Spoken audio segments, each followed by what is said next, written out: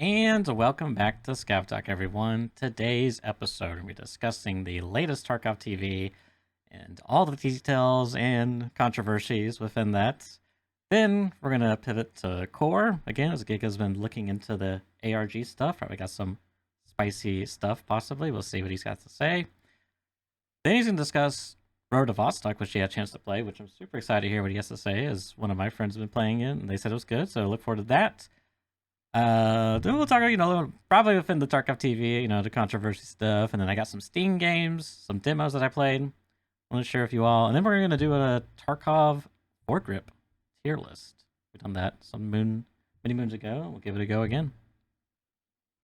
Sounds good. So yeah, Tarkov TV. It was a busting ep of Tarkov TV. Nikita was on full form, both ends of the spectrum. It was probably there was a lot there, both just like everything. And I made a big video about it in the end. I wanted to make something sooner, and in the end I was just like, well, I've kind of missed the boat on like the initial flurry. So I was like, let me just like collect everything together and think about, what has come and like kind of what this means and bundle it up together in a like slightly nicer way so that people can sort of follow along with my thought process, because I do feel that a lot of it, although a lot of it was good and made me very happy, some of it was really annoying and basically was not great, in my opinion.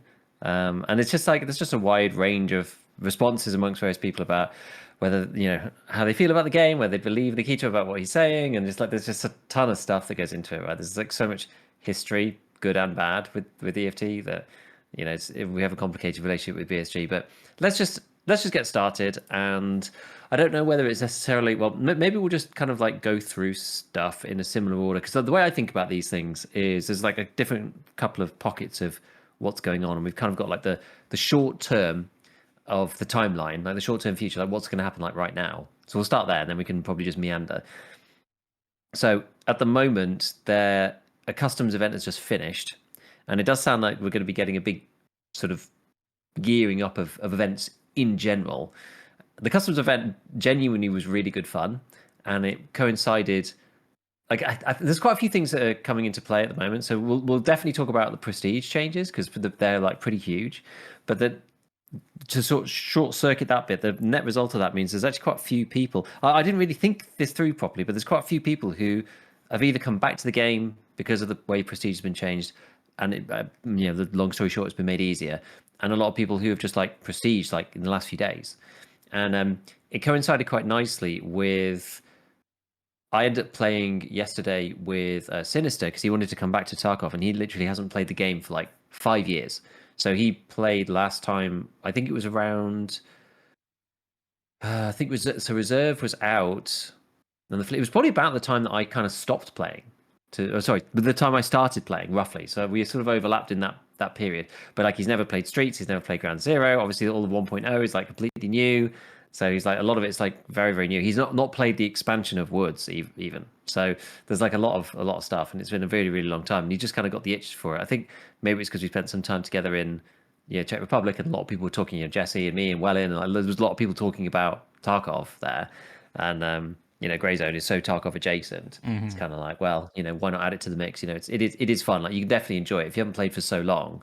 There's just a lot there, right? There's just a lot of content, and the PvP is fun and whatnot. So that kind of coincided really nicely with us jumping on, and he was literally starting from scratch. So I started from scratch on my other account to try and do some prestige stuff or whatever. And we ran into like Mosin Man, like guy with the PP19, like loads of people with low levels, which is like really, it was actually really, really nice the way that it's gone. So customs, we've got this event running which is just finished, and it was super cool, because I don't remember if we've actually had an event like quite like this. So it was Rashala and Glukhar were on the map together, and they had their guards, and their guards would actually fight as well. And all the scavs were boss guards across the whole map. And player scav slots were limited to 3 player scav slots, like on the whole map.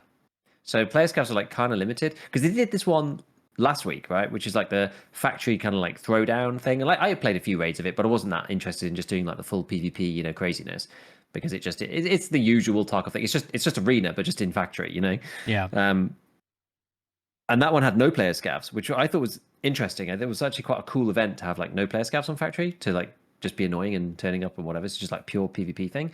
So then to have that on customs, it's like, oh well, you can scav in, but it's like 3 slots only, and then there's boss guards everywhere, and they're going to shoot your scavs. So it's actually got hard to play scav on that map.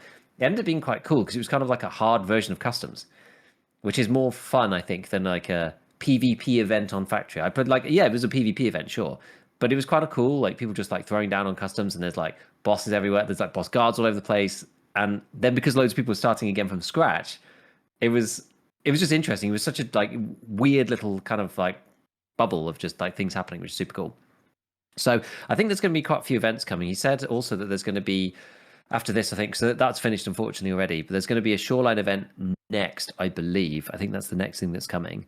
And whether that leads, I think he said it's going to be quite a big one. So whether that ends up leading into Icebreaker, I'm not sure. But he said Icebreaker is going to be also in May. Given it's the 12th today, that only leaves 2.5 weeks. So there's not much time really for them. You know, the shoreline event is not on at the moment. So I don't know what's going to happen with that exactly. Maybe it'll just be this. Who knows? It might just be this weekend and then nothing, and then next weekend they do Icebreaker. Who knows? Right? They might be not connected, but they might be. And so it sounds like we've got lots of events coming up, especially given they've got plans to automate the events as well. So there'll be, you know, events every weekend. They're like working on a system to just like automatically put out like an event, you know, the like, bosses on this map or 100% spawn on this map, or, you know, 2 bosses are here and all the, like we just had, something like that. So there's stuff going out regularly because we have had quite like a drought of content, I guess, with 1.0 and the team kind of pushing to the final, you know, the final build and pushing out in November, and then, you know, Christmas, and then they had to like literally spend some time off because they were just like, you know, completely burnt out, I imagine. And then they've been doing like technical fixes and stopping the storyline from bugging and all of this kind of thing. So the team's been like really busy doing all that stuff rather than actually doing anything interesting. And now a lot of people, you know, we understand the story, it's all mapped out, like we know what to do. And I was thinking this actually, I was like, man, you know, it's like I've actually still got some things to say, which is kind of good. But I was like, oh, it's like, you know, getting kind of harder to, you know, keep going with the vids and whatever. Like, you know, it's just more difficult to, you know, think about like what to say, and there's other games that maybe I'm like interested in playing. And I was like, in fairness, the 15th of November was, barring 3 days, was literally 6 months ago. So, you know, we're in wipe territory now. This is like we're deep into the late wipe, technically speaking. So it's not really hugely surprising. So then, yeah, then Icebreaker is going to be towards the end of the month, I guess. And that is going to be, well, we don't know anything else about it really. There's going to be a boss there. He showed a trailer for the Icebreaker, which looks cool. I mean, you can't glean anything of it other than PMC's tactical moving around a ship, you know, classic BSG cutscene style. But there's a boss guy who he sort of looks like Sturman on steroids. We just see him from behind. He's some kind of like, you know, Navy fluffy hood, sort of Black Division kind of, you know, scary man of some description. I'm not sure exactly what he's going. We don't see him from the front, so we don't even know kind of what gun he's got. We're not sure exactly what like archetype he's going to follow. But that seems pretty cool. I had one of the guys from BSG in my chat the other day, and he was asking like, what do you think? You know, what do you think the Icebreaker is going to be about? Like, what do you think is going to happen? He was like, obviously I'm not telling you anything, but it's like it's just interesting to hear what people were saying, because I was like, well, maybe it'll be an ending, maybe it'll be, you know, something, maybe you'll be able to leave out of there, maybe it'll just be another storyline. I don't know. So we'll see. We don't really know at the moment. But the big kind of question mark of like new features was Nikita saying that somebody asked about radiation, and he was like, you know, remember the Icebreaker is like a nuclear powered ship, by the way. And then he just kind of left it. So we're like, ooh, maybe we'll finally have radiation in the game for Icebreaker. Maybe not. Maybe he's just trolling. Who knows? But that could be kind of cool, which is pretty good. And then after that, we then got an old factory event, which is coming at some point. And then there's something that I'm sure you'll be extremely pleased, and all of our listeners will be extremely pleased about, which is the Lighthouse rework in June. Really? What do we think about that? Did you really say that? I didn't remember that. I had it watching it while I was in raid on the side, so I was kind of like in and out. But yeah. So who's willing to bet it's going to get worse? No, surely not. It's gotta be impossible. No, did you hear the person that made that map also made Lighthouse? They also made Icebreaker. Did you hear about that little tidbit? Really? No, I'm kidding. No. It's a joke. It's I was just like, no, please no. It can't be. a It joke. can't be. Don't do that to us. Terrible. So yeah, so that will be interesting at least. We'll see what they do. They've had feedback before from the community, people with good ideas about looping bits around and allowing you to go around the edge and various things. So we'll see. Hopefully they do something that makes sense for that. That should be pretty good. And then after that, then we've got seasons. So seasons will be the next big thing, and this is the one thing that probably most people are waiting for. It's icebreaker first and foremost, and then it'll be season character as the next one. So the big expectation I think for most people is that the regular PvP zone is going to be pretty quiet, especially at the beginning when the seasons kick off, which is understandable.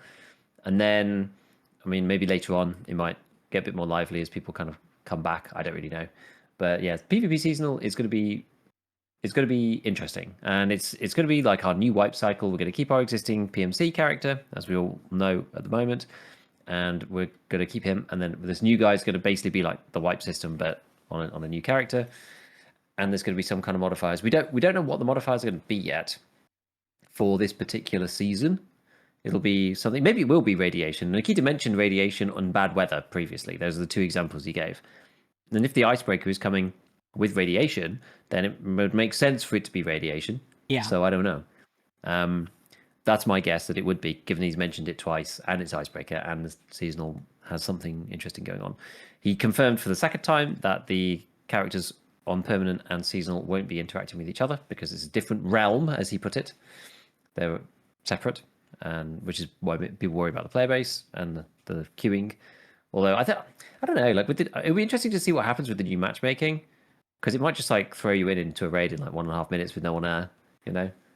I feel like the matchmaker is so much more lenient in terms of just chucking people in now, or Yeah, maybe it's more efficient. My raids haven't been empty, to be fair. No. Sometimes I even get in late spawns. Like late spawns see more often. But I think that might be exclusively with duos or with squad. I'm not positive. Yeah, I've had them once or twice solo. Yeah. Which is, it's not that annoying. I'll gladly take 66% reduction in queue times. Like the queue times are actually really good. I played a little bit recently. They are really good now. Yeah. Yeah, they're super good. It's actually a real game changer, just how decent they are. It's like kind of in line with like other sort of matching games. Obviously, it's not instant like the Cycle Frontier used to be, but it's like it's pretty good now. There's like a big difference between sub 2 minutes most of the time and waiting like 4.5, 5 minutes every single raid. Like it's a lot. It's a lot. Yeah, and it's all layered upon the fact that it's with the search mechanic and the hideout, and it's just so much easier to make your loadout. You've got the little click buttons and everything. It's like the quality of life is sort of finally stacked up to actually make the game like much more playable. A little bit. The only thing I would like to see, which I think you might have mentioned, or there was some quality of life stuff which we'll talk about, but I would like to see the preset system be unclunkified. It's just way. I know you can like get it to work for you, but it's just like I don't want to invest 30 minutes to an hour to do all that and then have to remember how to like operate around all the clunk. Like I just want it to work flawlessly, and I don't need it to work for like every kit ever. Just some quests and some things are just like I have to buy the exact same stuff, and it's just really annoying to have to do that. That would go. I think there's a couple of people who have really tried to make it work. Me being one of them. Yes. And I don't use it. Really? I thought you did. I did for a bit, and then all the setup that I think it was we went through. Like it's fine. It gets better the further you go, and then at the end of the wipe, it's kind of all right because you can kind of buy everything, and then the wipe happens, and then all your presets get deleted, and then you can't buy anything. So there's no point using the preset system. And then by the time you get to the max traders, like you have to remember to go back and use it, and by then the muscle memory's gone. And I just use the search and stash. I just can't be bothered to reset it all back up. I just don't think there's much value. So yeah, it is. I mean, it is a shame. It's just they'd need to make it so much more robust to make it actually work. But yeah, I feel like it would help because one of the things that irritates me is like when I play a raid, I die, yes, the queue times are fast, but I have to like spend 5 minutes assembling my setup kit. Like that was the thing. It's just like, Yeah. uh, I feel like that would help alleviate a little bit. But talking about, well, what's next on the agenda? I don't want to get too sidetracked here. Well, we can kind of jump about as things come up. So I mean, he did talk about effectively a new loadout system of some description where you can. I don't really understand what it's going to be, but it sounds better, and it's that you can like pack a loadout into a box kind of thing. Hmm. So a little bit like you would do if you were going to pack everything into a bag. Because sometimes I do that. I'll like make a loadout or make 3 loadouts. I'll buy 3 guns, 3 armors, 3 this, 3 that, 3 the other. I like pack it into a box or into a bag, into a backpack, and then you've got the helmet in your rig and something in your bag and whatever, and you can just go and pop it all Yeah, up. yeah. I guess it's like that, but like in a box. So it sounds like some kind of preset system-ish thing that they're adding, Okay. some quality of life thing. I don't know. I don't know if it'll work. Maybe it'll be good. Maybe it won't be. I'm not sure. So that's sort of related to that. So we'll see. Yeah. So let's just jump back to seasons, because seasons is probably the most interesting thing outside of Icebreaker that's coming to the game. So let's just like carry on down that line for a second. So character separate. It's going to be its own thing. It's going to have its own achievements. It's going to be basically the wipe without wiping the main character. And he said that seasons. Well, originally, people were like, "Oh, are you going to be able to prestige on seasonal?" And he was like, "No." And then he was like, "Actually, if you do all the stuff, then like maybe, actually, why not? Like, maybe you can." So then he said he was going to look into it. So whether you will be able to or not, I don't know. But the cool thing about seasons is you have these seasonal modifiers. Let me bring them up. I'll let you bring them up as well, so I can remember what they are. So he said that these were, and just an example, it's not finalized yet. So this, don't take it, as Gospel. wrote. This is what it's going to be. Yeah. Yeah. And obviously there's no like points metric for this, because he said it was going to be like some sort of like RPG points allocation system. We heard about this before, and this is the kind of ideas that they've got. So global ones, I don't know why that wouldn't be like negative or positive. I don't understand. But global ones, no insurance, which would mean that you cannot insure items at the traders. No finding raid for the hideout, which hideout zones don't require the finding raid marks. Obviously, that would be positive. And then +4 secret global modifiers. So I guess that's like we're going to see them when it launches, is what I interpret that Yeah. as. Because obviously, no insurance is like a bad thing. No finding raid for hideout is a good thing. Mm-hmm. And then they've got like the negative personal list. So Mm-hmm. allergic, some food, water, and medicine causes an allergic reaction. So for people in my chat were just like, allergic to water? I assume they mean like drinks, some food and drink and medicine. More like some water. You'll have an allergic reaction to literal water. Hemophilia, bleeding chances increased by 25%.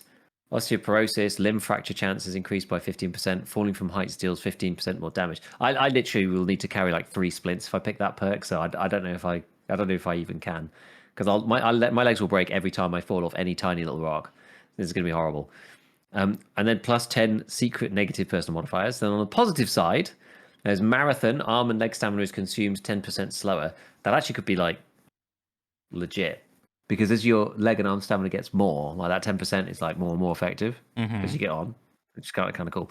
Bushborn, walking in vegetation is 50% quieter and slows you down 50% less. Like 50% less. I mean, it's pretty good. And the Tarkov shooter, which I think is just hilarious. Bolt action rifle skill leveling speed is increased by 100%. Bolt action rifle skill starts at level 10. You just can't be bothered to like level them up. I mean, it's not I really might take necessary that. anymore.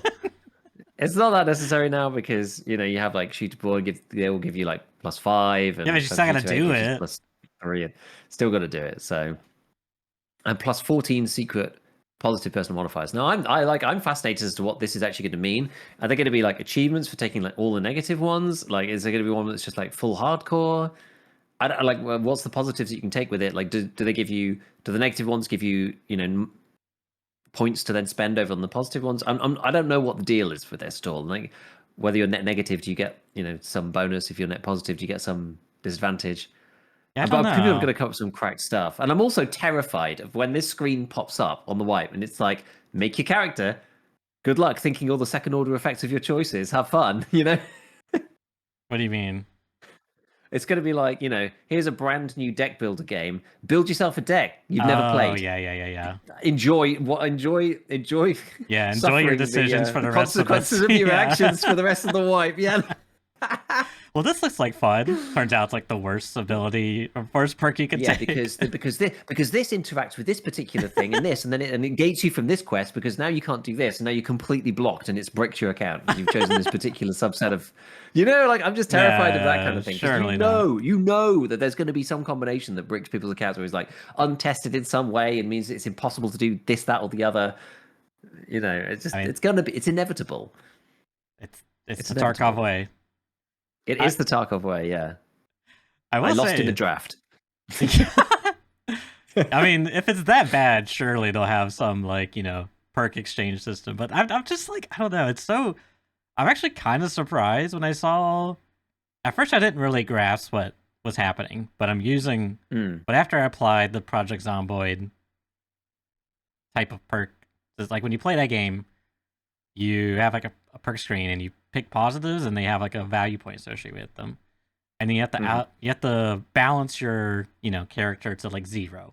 So you got to pick negatives to counter. So I wonder if it's gonna be like that, which that would be pretty cool.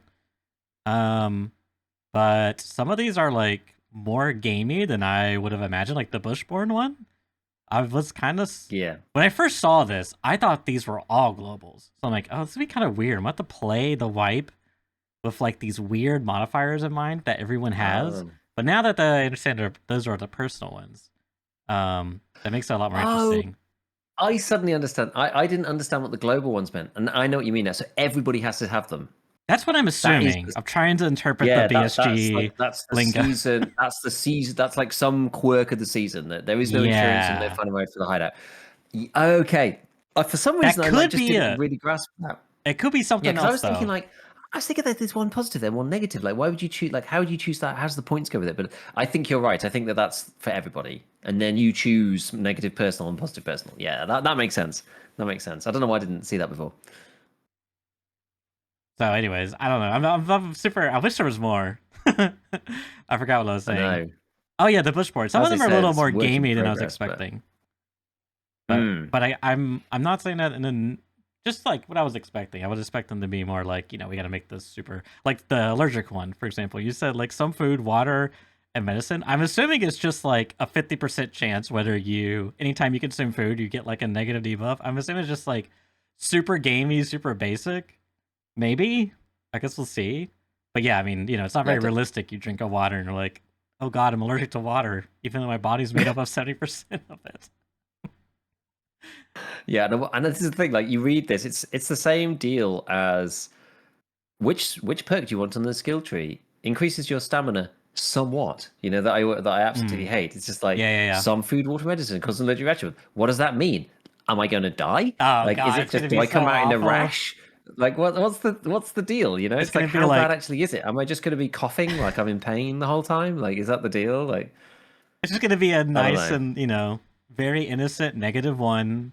Or no, +1. You get 1 point for picking allergic, and it doesn't tell you what it does exactly. It's just like, yeah, you might get poisoned, and then the first, it's like a 95% chance, right? It's like the worst. You drink your very first water, and then it's just like for the entire raid, and it's and it's really, really loud in your ears. You can't turn it down. The volume is just excruciating at all times. You can just hear for the entirety of your wipe.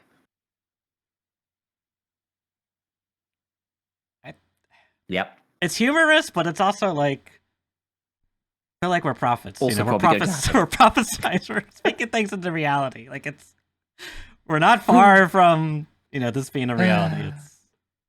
Yeah, we'll see. I'm terrified of picking these things, but we'll see. Like, something like marathon, armor, like stamina, consume 10% that. Okay, like that. That's probably safe.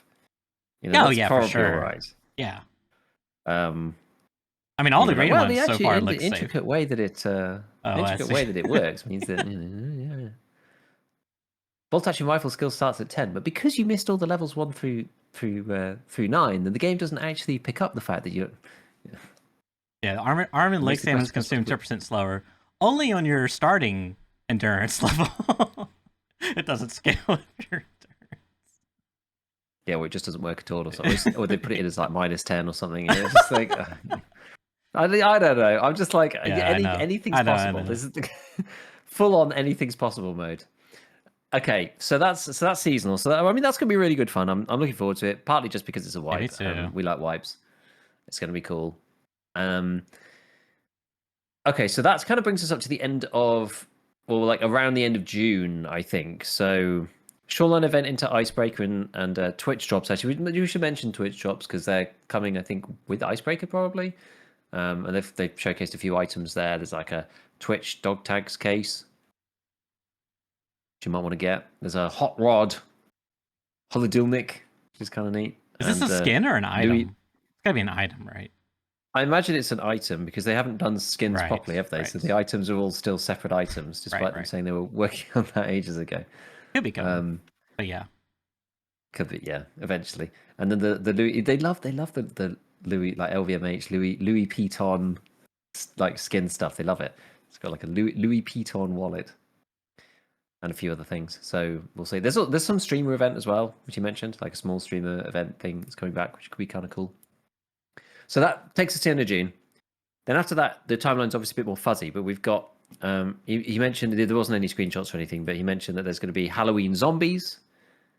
We said before that he loved Halloween zombies. They didn't do that much work on it last time because they did like just some simple stuff around entities, and this time it's going to be more, which could be really, really cool. Like Halloween zombies was great fun last time. It was awesome. Then we've got this end of line thing. There's an end of line trailer for this kind of like new story mode thing that's coming. It's like I think there's 2 storylines down there. He said it's pretty big. I'm still a bit confused as to whether this is a single player experience or a multiplayer raid. Yeah, I remember seeing this. I thought So this yeah, was because they mentioned it before.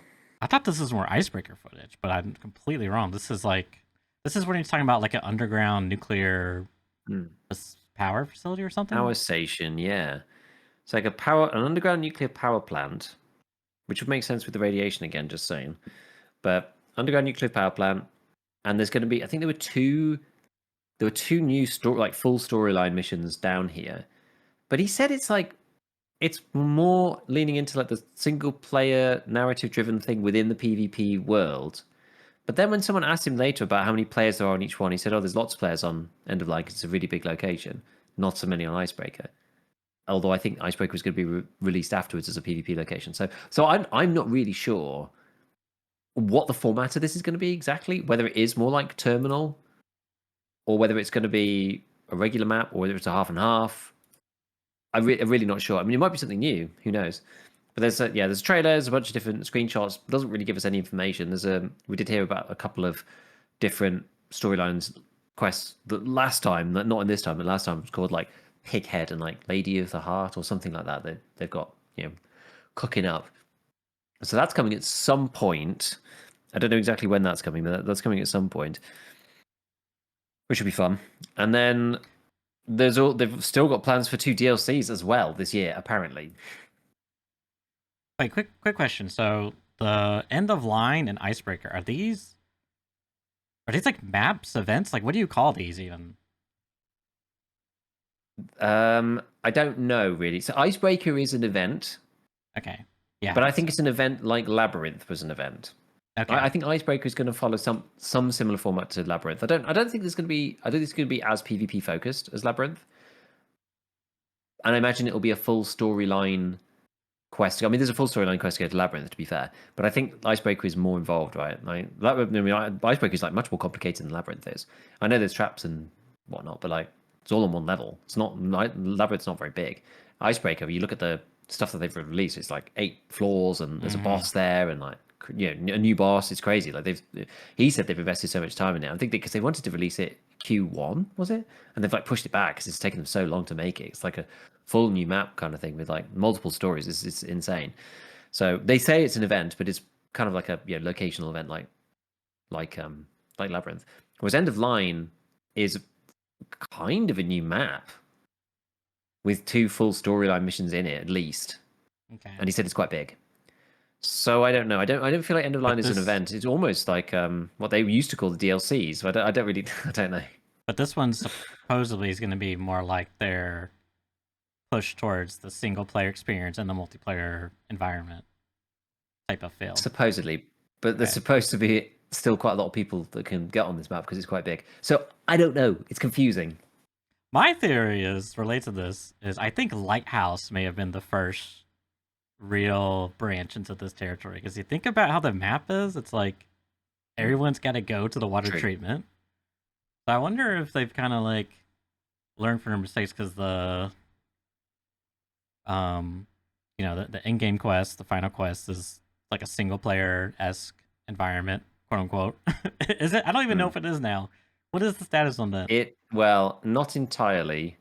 You can still have There is still players a in it, chance right? that you spawn in with someone else. Yeah, Yeah, yeah. Okay. and they can still kill you.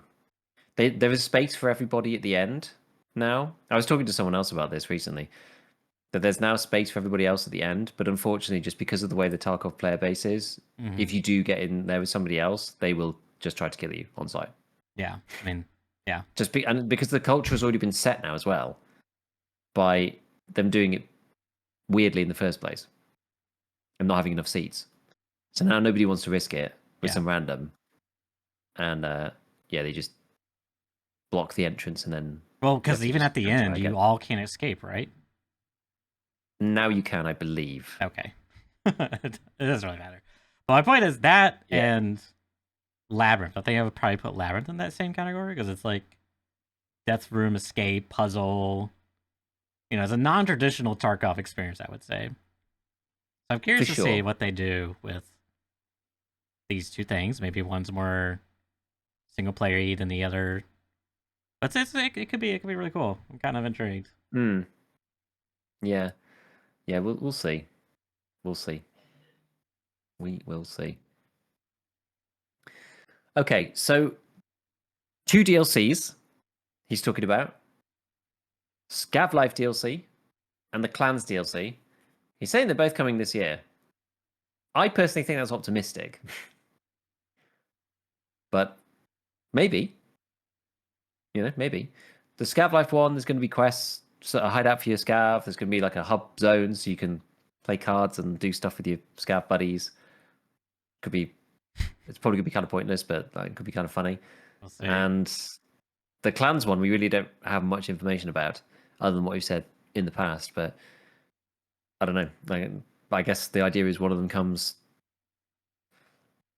after the season starts or something. I guess and the other one like towards the end of the year. I imagine. I don't really know. I'm not really sure. Okay, so that's kind of like the timeline. There's a few other things. So he mentioned about. So there's like quite a few. It's very, very confusing. It's always impossible to work out what's actually going on, which is the way Nikita likes it, and it's classic BSG. He mentioned multiple games and multiple things during the cast. So he said Arena's getting a new mode, which he showed. He showed a map and he said that this is all you're going to get to see. It's all one location. It's a big location. It's a new game mode coming to Arena, and it's not been done before. And they don't want to reveal anything about it because other people are going to copy them, and he's worried about people copying it. And so he's going to, he said that previously, but he said, Yeah. "Yeah, I'm not saying anything about it." So that's something fun coming in Is that Arena. the one with the skyscrapers? I don't think so. I think Oh, it okay. might be actually. It might be. That's Okay. a good point. I forgot about those. Maybe that's part of the same thing. I don't know. He also mentioned at one point something to do with a like strategy type game, Tarkov style game. He just like Is this offhand, the literally mobile like part? offhand comment. No, Okay. no. So there was a strategy game that he talked about very briefly. Yeah. Let me see if I can find. Let me just see if I can find it because what I did, I actually did. Oh my file explorer's just fallen over. I took a transcript of it just so I could like try and search through and make some reasonable Mm-hmm. attempt at figuring out what on earth he was talking about for parts of it. So where is it? Was it like turn? Did he say like turn based? Did he say strategy? Can't find it now. Oh, Wait, which one was this one?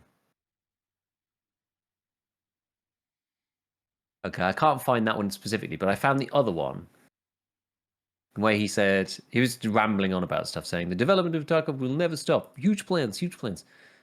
And then he said we'll have even more strategic. For example, we're making a single player game. Yes, it will be episode based. I can't tell you anything else, but it'll be a single player game on Tarkov.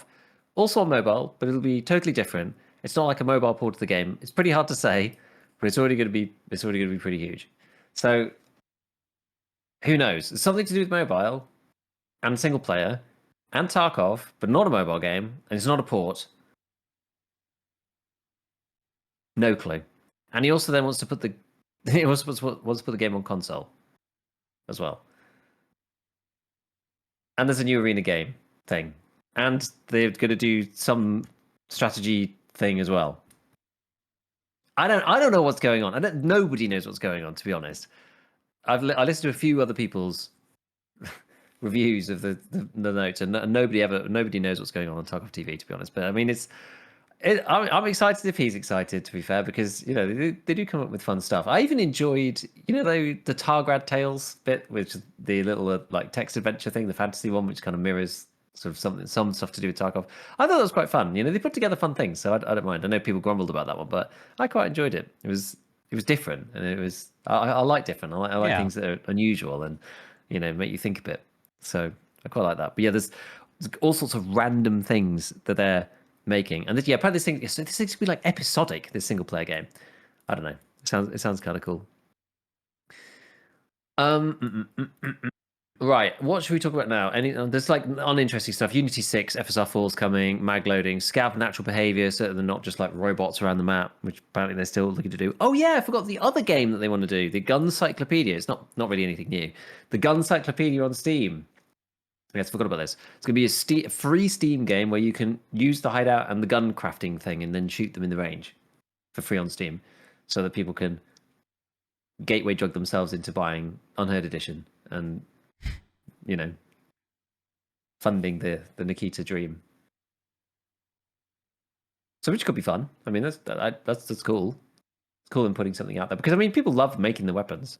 Yeah, it's like Tarkov's like an amazing gun builder, right? We all know it's one of the best ever. People love making their gun in the game, even if you're not like a Tarkov person. Some people love the gunsmithing more than anything else. Yeah, I think it's ultimately so it's cool. It's a smart business decision to make sales, and it's probably a pretty low headroom to do something like that. So yeah, I think it's smart. Yeah. And they said they could even do VR for it, maybe, which means they probably won't. But we could dream. That'd be cool. Okay, so which way should we go now? There's so much. Shall we go through? Given that we're talking about it, should we go through Nikita's unscrupulous business practices next? Which ones? They've got yes. Let me just get my notebook up. Oh, it's a heavy one. No, in all seriousness, the continuous pushing of Unheard is, I get it, but at the same time, it's kind of bullshit. And so there were two parts to the Unheardification. So adding Unheard Edition to Steam, that's cool. That's the first thing that came through. That's fine. Whatever. It should be on Steam if the game's on Steam. All good. I know that Steam has some like weird restrictions, don't they, around like levels of different account and stuff. It's a bit strange. I know Greyzone, like they had some issues as well, because you had to like buy the base game and then like buy the expansion upgrade like a DLC as a DLC line or something. Yeah. It's just kind of awkward. Steam's not really set up for it. Gotcha. And I don't think it was really set up for it for FreeFT either. So they've had to kind of like figure out how they were going to do that. I didn't realize, honestly, until he said it on there, because I've never really looked. I had no interest in upgrading on Steam. I didn't even know that you couldn't get Unheard on Steam, to be honest. But now I know, and now it's going to be there. So into the more egregious stuff. So first one being, well, that's probably going to come later. the first one being the ability to equip any clothing from any faction as Unheard Edition accounts only. So not EOD, only Unheard. So you can mix and match like bear and use that clothing, Thoughts? basically. Yes, thoughts. I mean, I don't really care personally, but I saw the argument being made. Like Jesse said, this is complete. He's like, this is really dumb.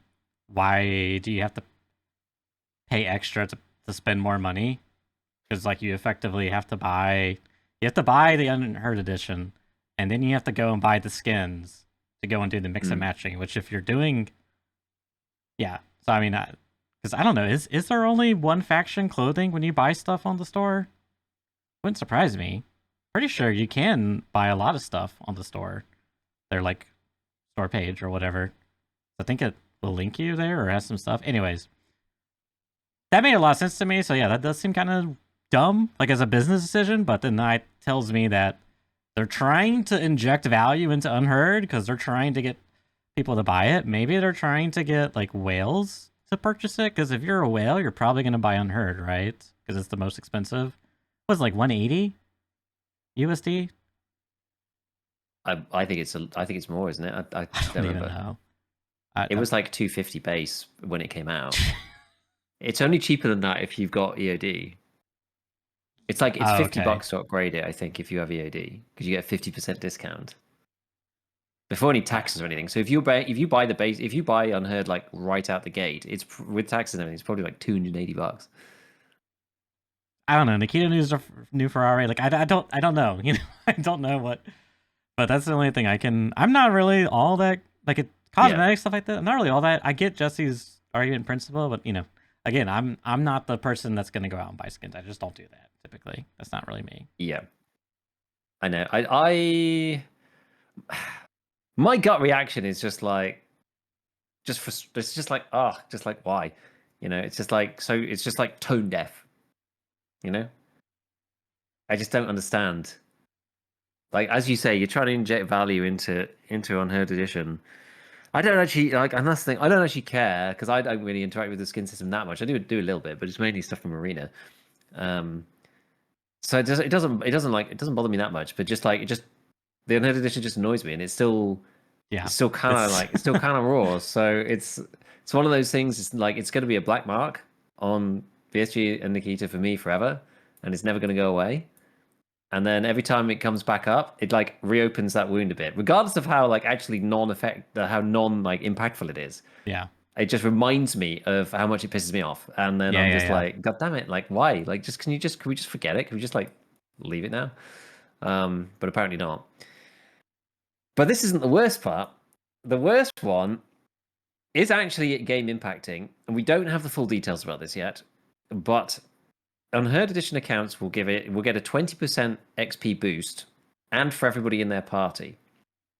Now, apparently, there will be XP boosts for each edition, so we don't know what that's going to be. Like, the standard gets 0, EOD gets 10, 15, Unheard gets 20, Left Behind gets 5. Yeah, yeah, exactly. But this, to me, is total BS, and I don't want the bonus on EOD either. I think this is totally crap. Like, I really am very, very, very against this. I don't want any accounts having a bonus.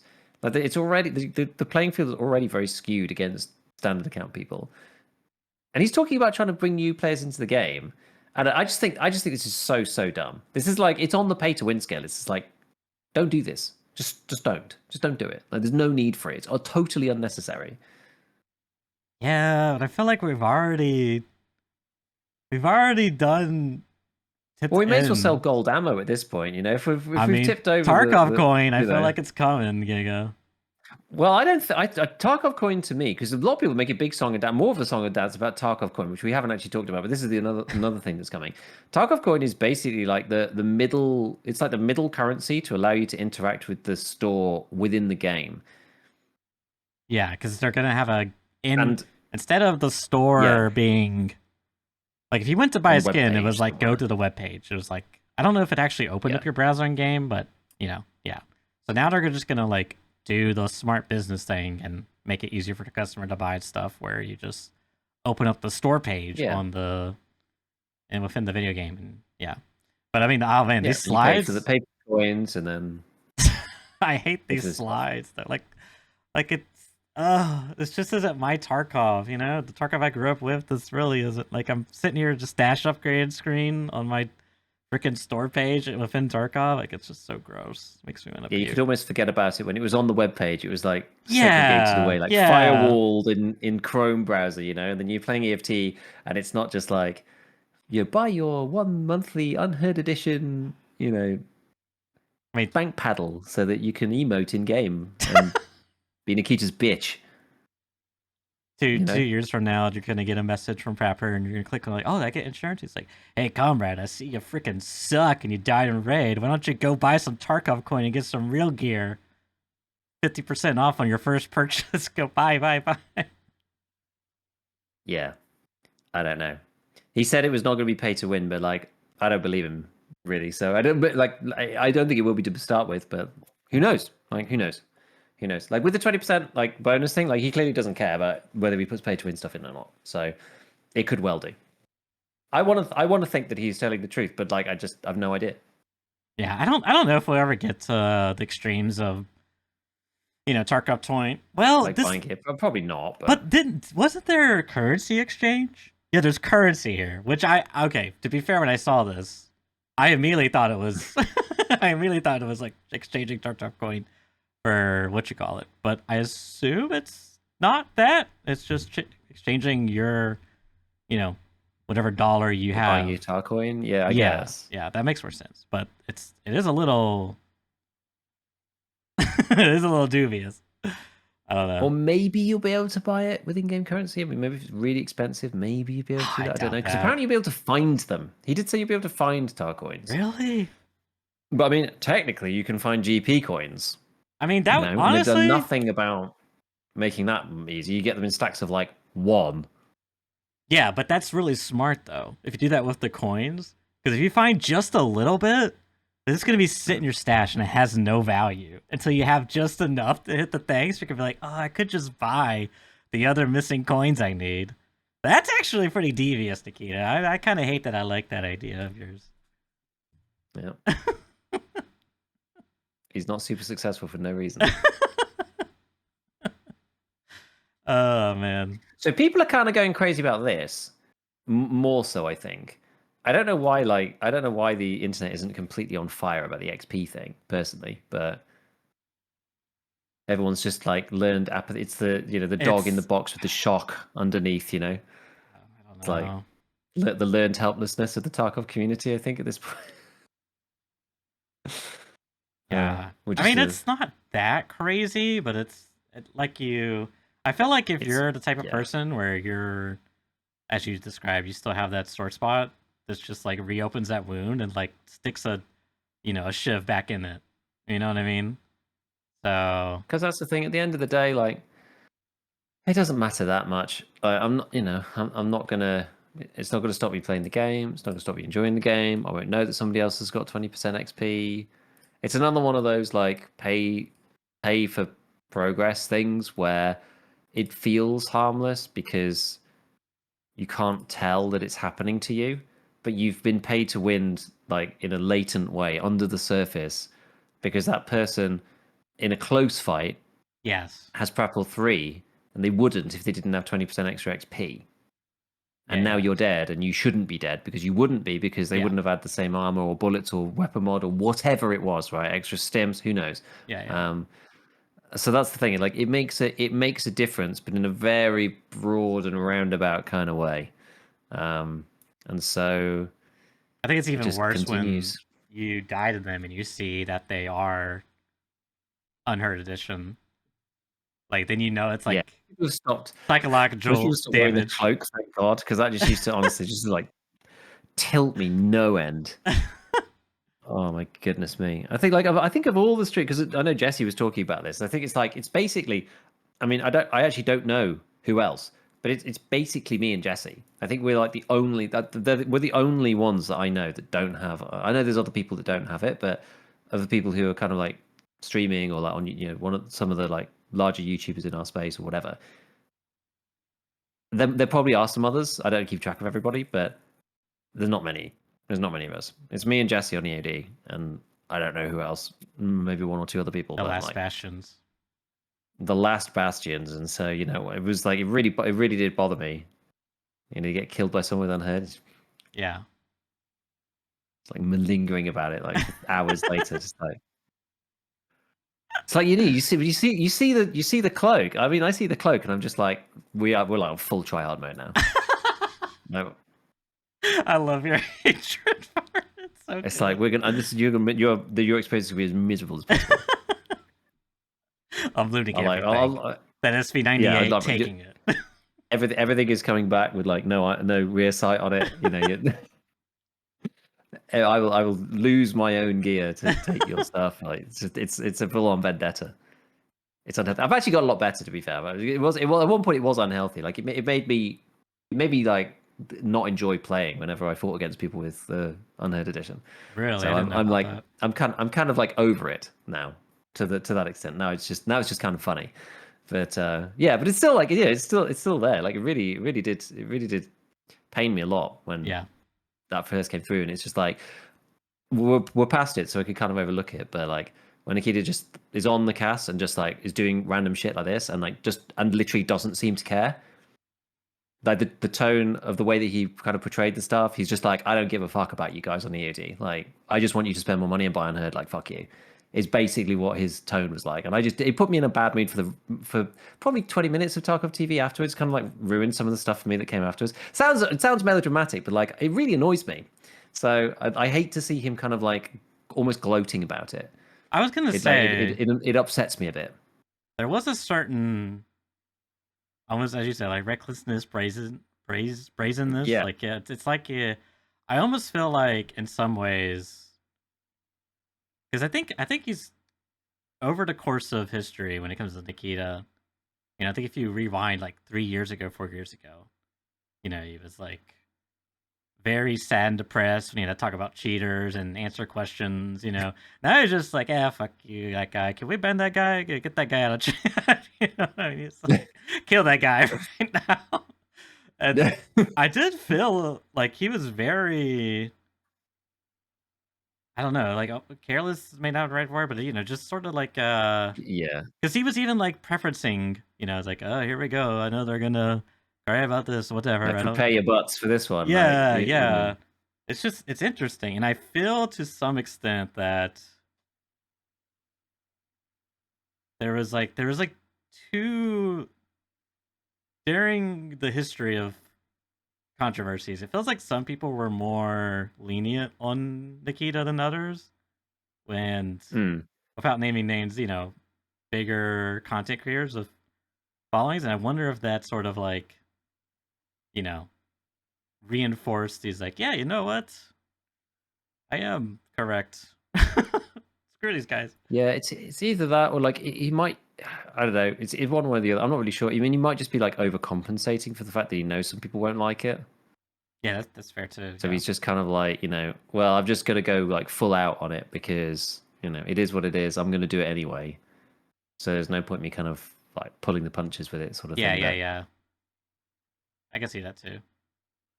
I don't know. I'm not really sure. Yeah, But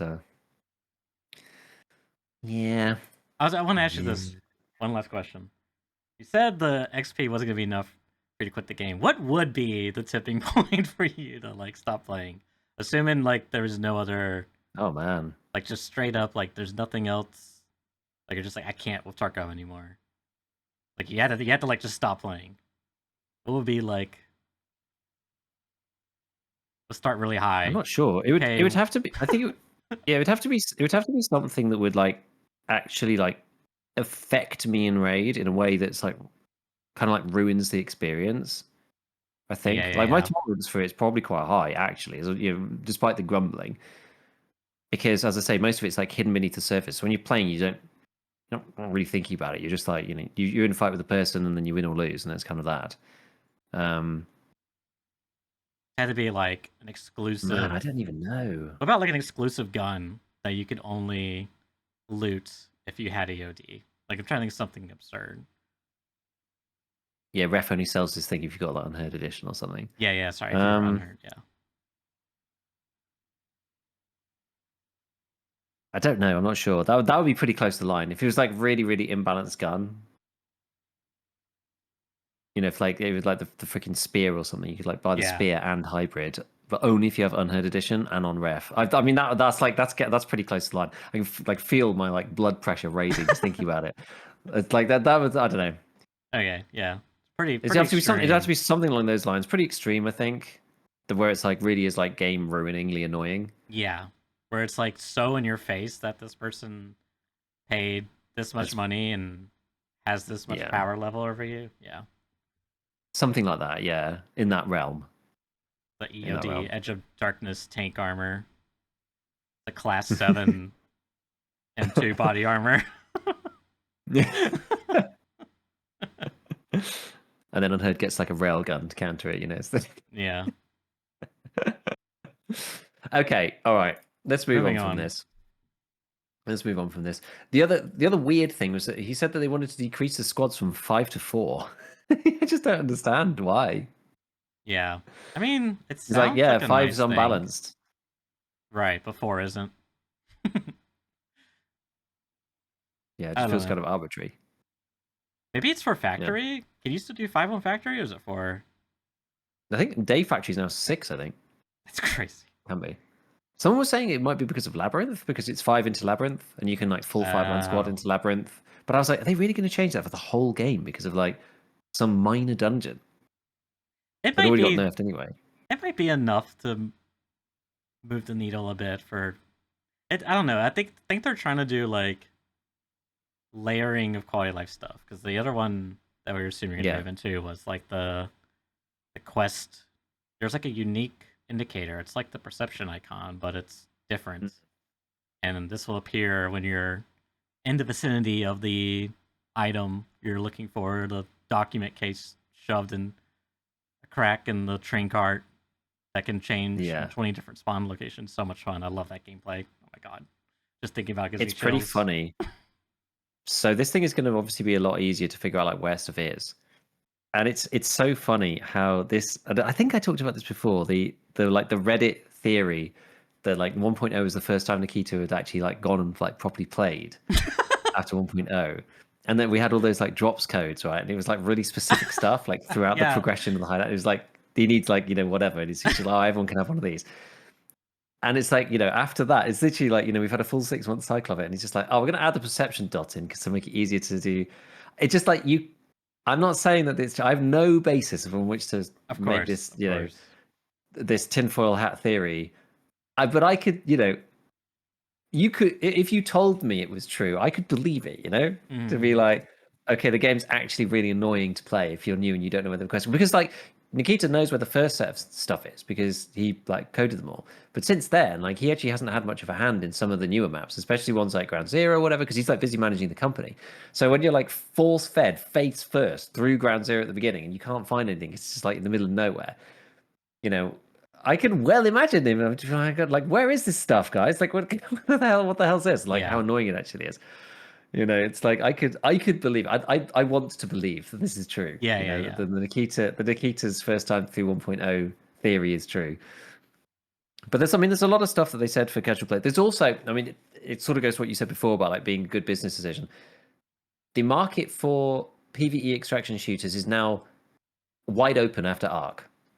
Ark is kind of off the boil somewhat. It's still got a decent player base, obviously, but those players who've enjoyed the PvE experience have got other things to look at and other places to go. And we've seen, you know, the recent. There's a couple of good games. I will actually talk about Road to Vostok in a little bit, and Incursion Red River, which is something else that I want to play late, and you know, another time.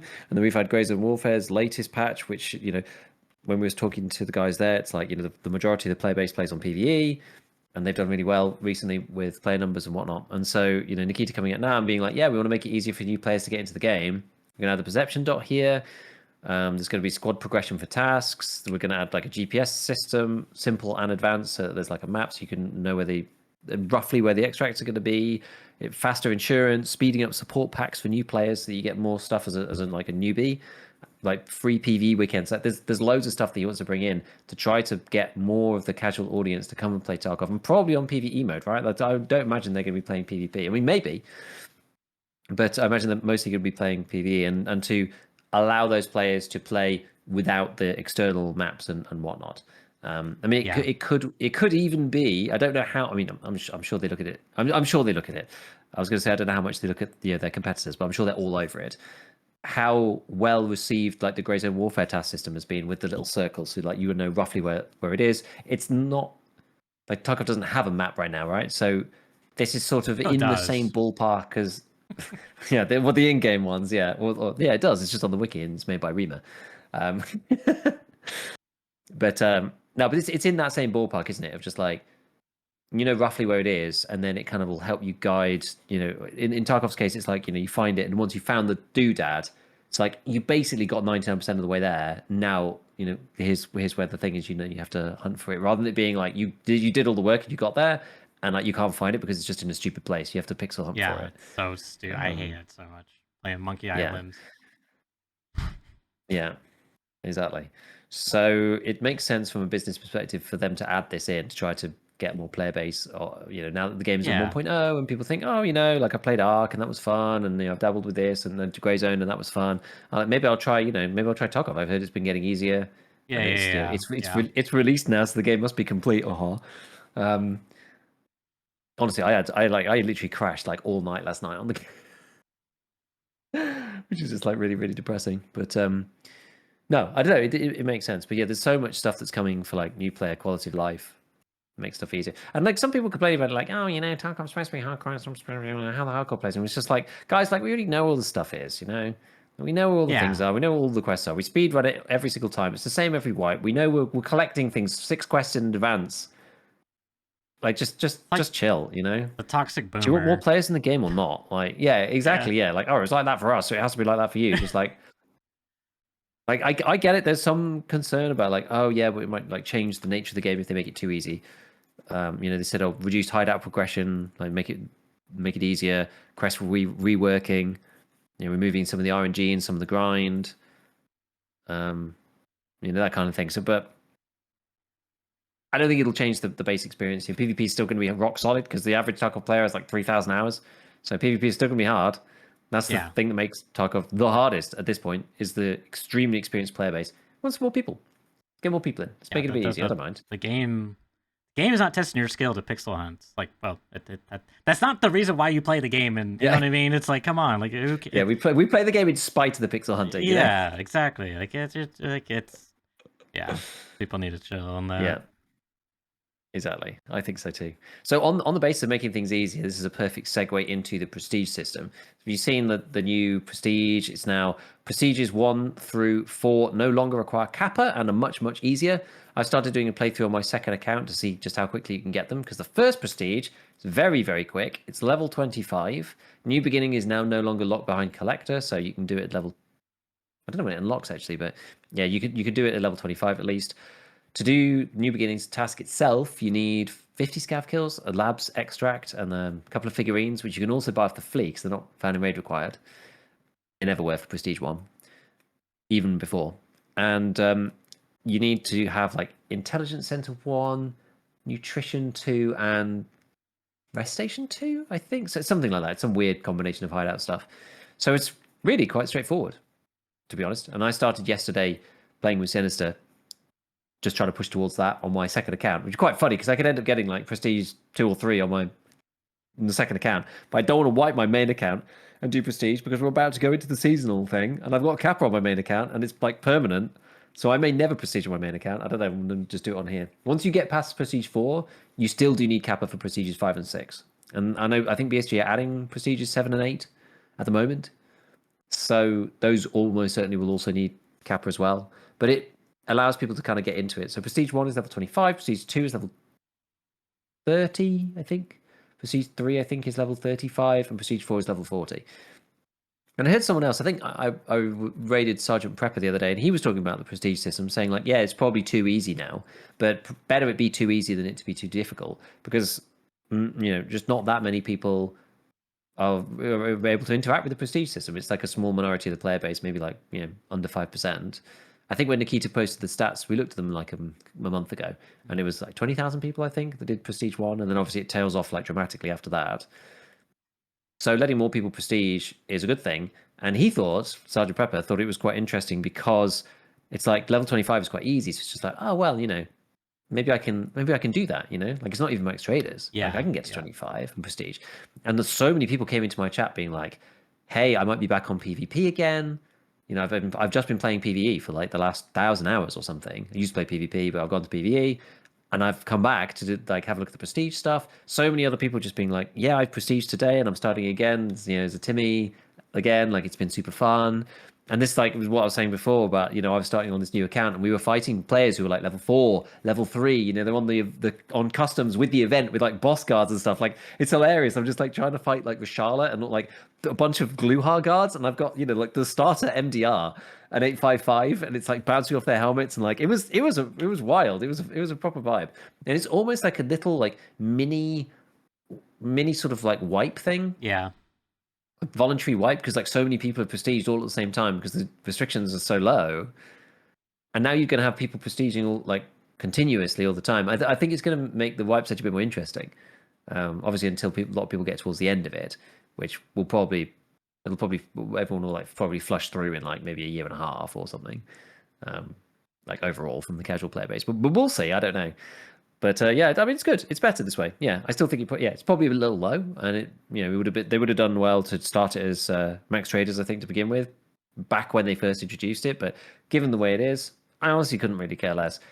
The only people I do feel a little sorry for, people who did like grind up through procedures like 1, 2, 3, 4, who Mm. actually spent like the extra time, aren't like mega streamers, and did get to like prestige 3 or 4 or something. You know, the full time guys who like prestige 6, and you know they've done Capra again on prestige 6, like they're gonna get max stuff, whatever. So I don't really care what they think about it.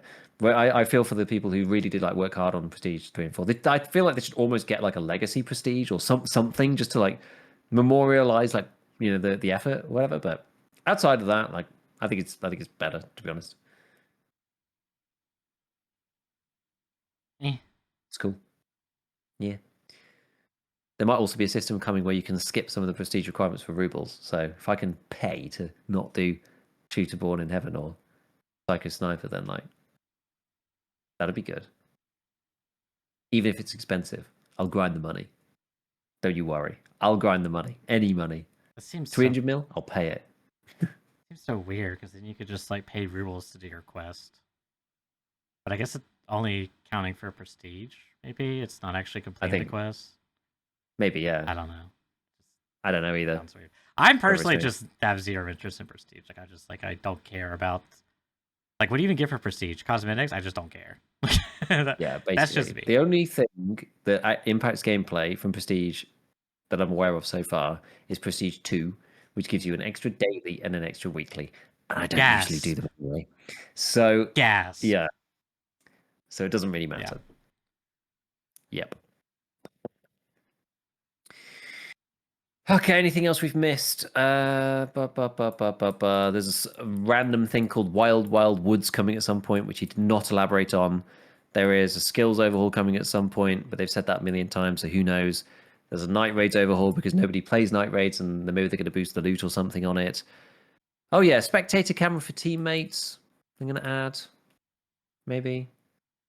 Don't know. People probably That'd be still just cool. can use Discord because it's easier, but yeah, if they could add it, your mates are in like a little HUD at the top of your screen. That'd be sick. Yeah. But knowing Tarkov, it'll be like crackly screen with like, you know, scan lines on it and God whatnot. So awful you're better off just, FOV, terrible camera yeah, and it'll be position. like a fisheye lens, like Yeah. horrible things you can't actually work out what's going on. So everyone's just gonna use Discord, and they're actually really seriously looking at bringing the unconscious state in now, like down but not out. Like we'll see. That'd be good. We'll see. If it's a bit like Grey Zones 1, then that will be all right. That just means that, you know, after a big firefight, you know, you spend a minute having to patch up your mate and you can get them up, but it just takes a while. That'll be fine. If they have like any instant res stuff, God, if they put that on Unheard, like that could be something that maybe, you know, Unheard edition only, you know, instant res stim for your buddy. No. That could, yeah. You were You're talking just before torturing about like yourself. what would make me, well, you know, what would make me want to like, you know, Yeah. boycott the game. That would probably do it. That would probably do it. But yeah, we'll see. I mean, hopefully they do it tactfully, and you know, it takes time to get people up so that the fights aren't like super unfair. But yeah, it is annoying when someone gets, you know, just like hosed down by, or they've got buckshotted by a scab or something, and then you're just like dead. Yeah, or So even just like if you're playing for your new friend and you know he somehow dies because he's new, it's like sorry, bud. I'll just wait 10 minutes for me to run through this raid, get out, unload myself, and then we'll go back in. It's like, yeah, I feel like that would go a really long ways for making people want to play the game and squad play, whether it's PVE or PvP. New customers, I guess, new people. Yeah, presumably, as long as you're not just getting like shot in the head, which is going to hopefully just still kill you like it does now. But yeah, if it's anything like Grey Zone, then that it could be all right. Could be fine. Yeah. I mean, you get 0. Like they should leave the health system as it is, I think. But yeah, if you get to 0, like especially if you like bleed out, you should go into it. I don't. We'll have to see how they do it. To be honest, maybe if you die to just like flesh damage from the arms or the legs. If it's like thorax or head, maybe you just die. But if it's like arm, like a periphery, like non-head, non-thorax, then you go into like a down but knocked out, like but not out state potentially. That could work. Yeah. I don't want to punch a hole in someone's chest with 338 of poo and then get like resurrected. Yeah, I mean, I don't know. Necromancers. I think there's a realism world where you just take a slug to the plate and it just like knocks you out. Yeah, I could see something like that potentially. Mm-hmm. I don't know. We'll see. We'll see. Yeah, we'll see. All right. What else do we got? Because I want to move on. Yes. I think that's it. Really, I think that's it. We did everything. Yay. We did everything. So let's move on. But that does a lot. There's a lot. But I mean, I'm actually quite excited. I'm actually quite excited. I think there's some really cool stuff coming. So I'm looking forward to it, especially seasons. Yeah. Okay. Okay. What next? Should I just briefly talk core? There's not actually that much to talk about.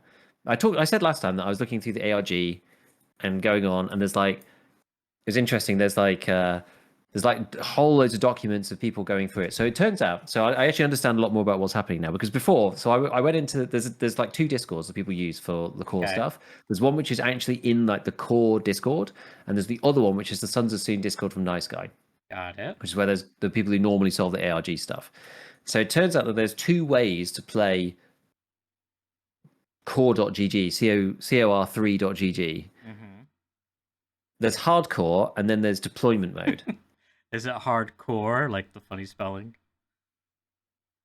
No, actually. But hardcore mode effectively takes you to the beginning of the ARG and requires you to go through the entire ARG. Definitely in the deployment mode, yeah. And it's like, as I said, it's full of like time gates and all sorts of random stuff. The other mode, the deployment mode, just kind of like plops you in Act 3. So there's 3 acts. There's Act 1, Act 2, and Act 3. Okay. And they're being released kind of as, like, sort of episodically, I would say.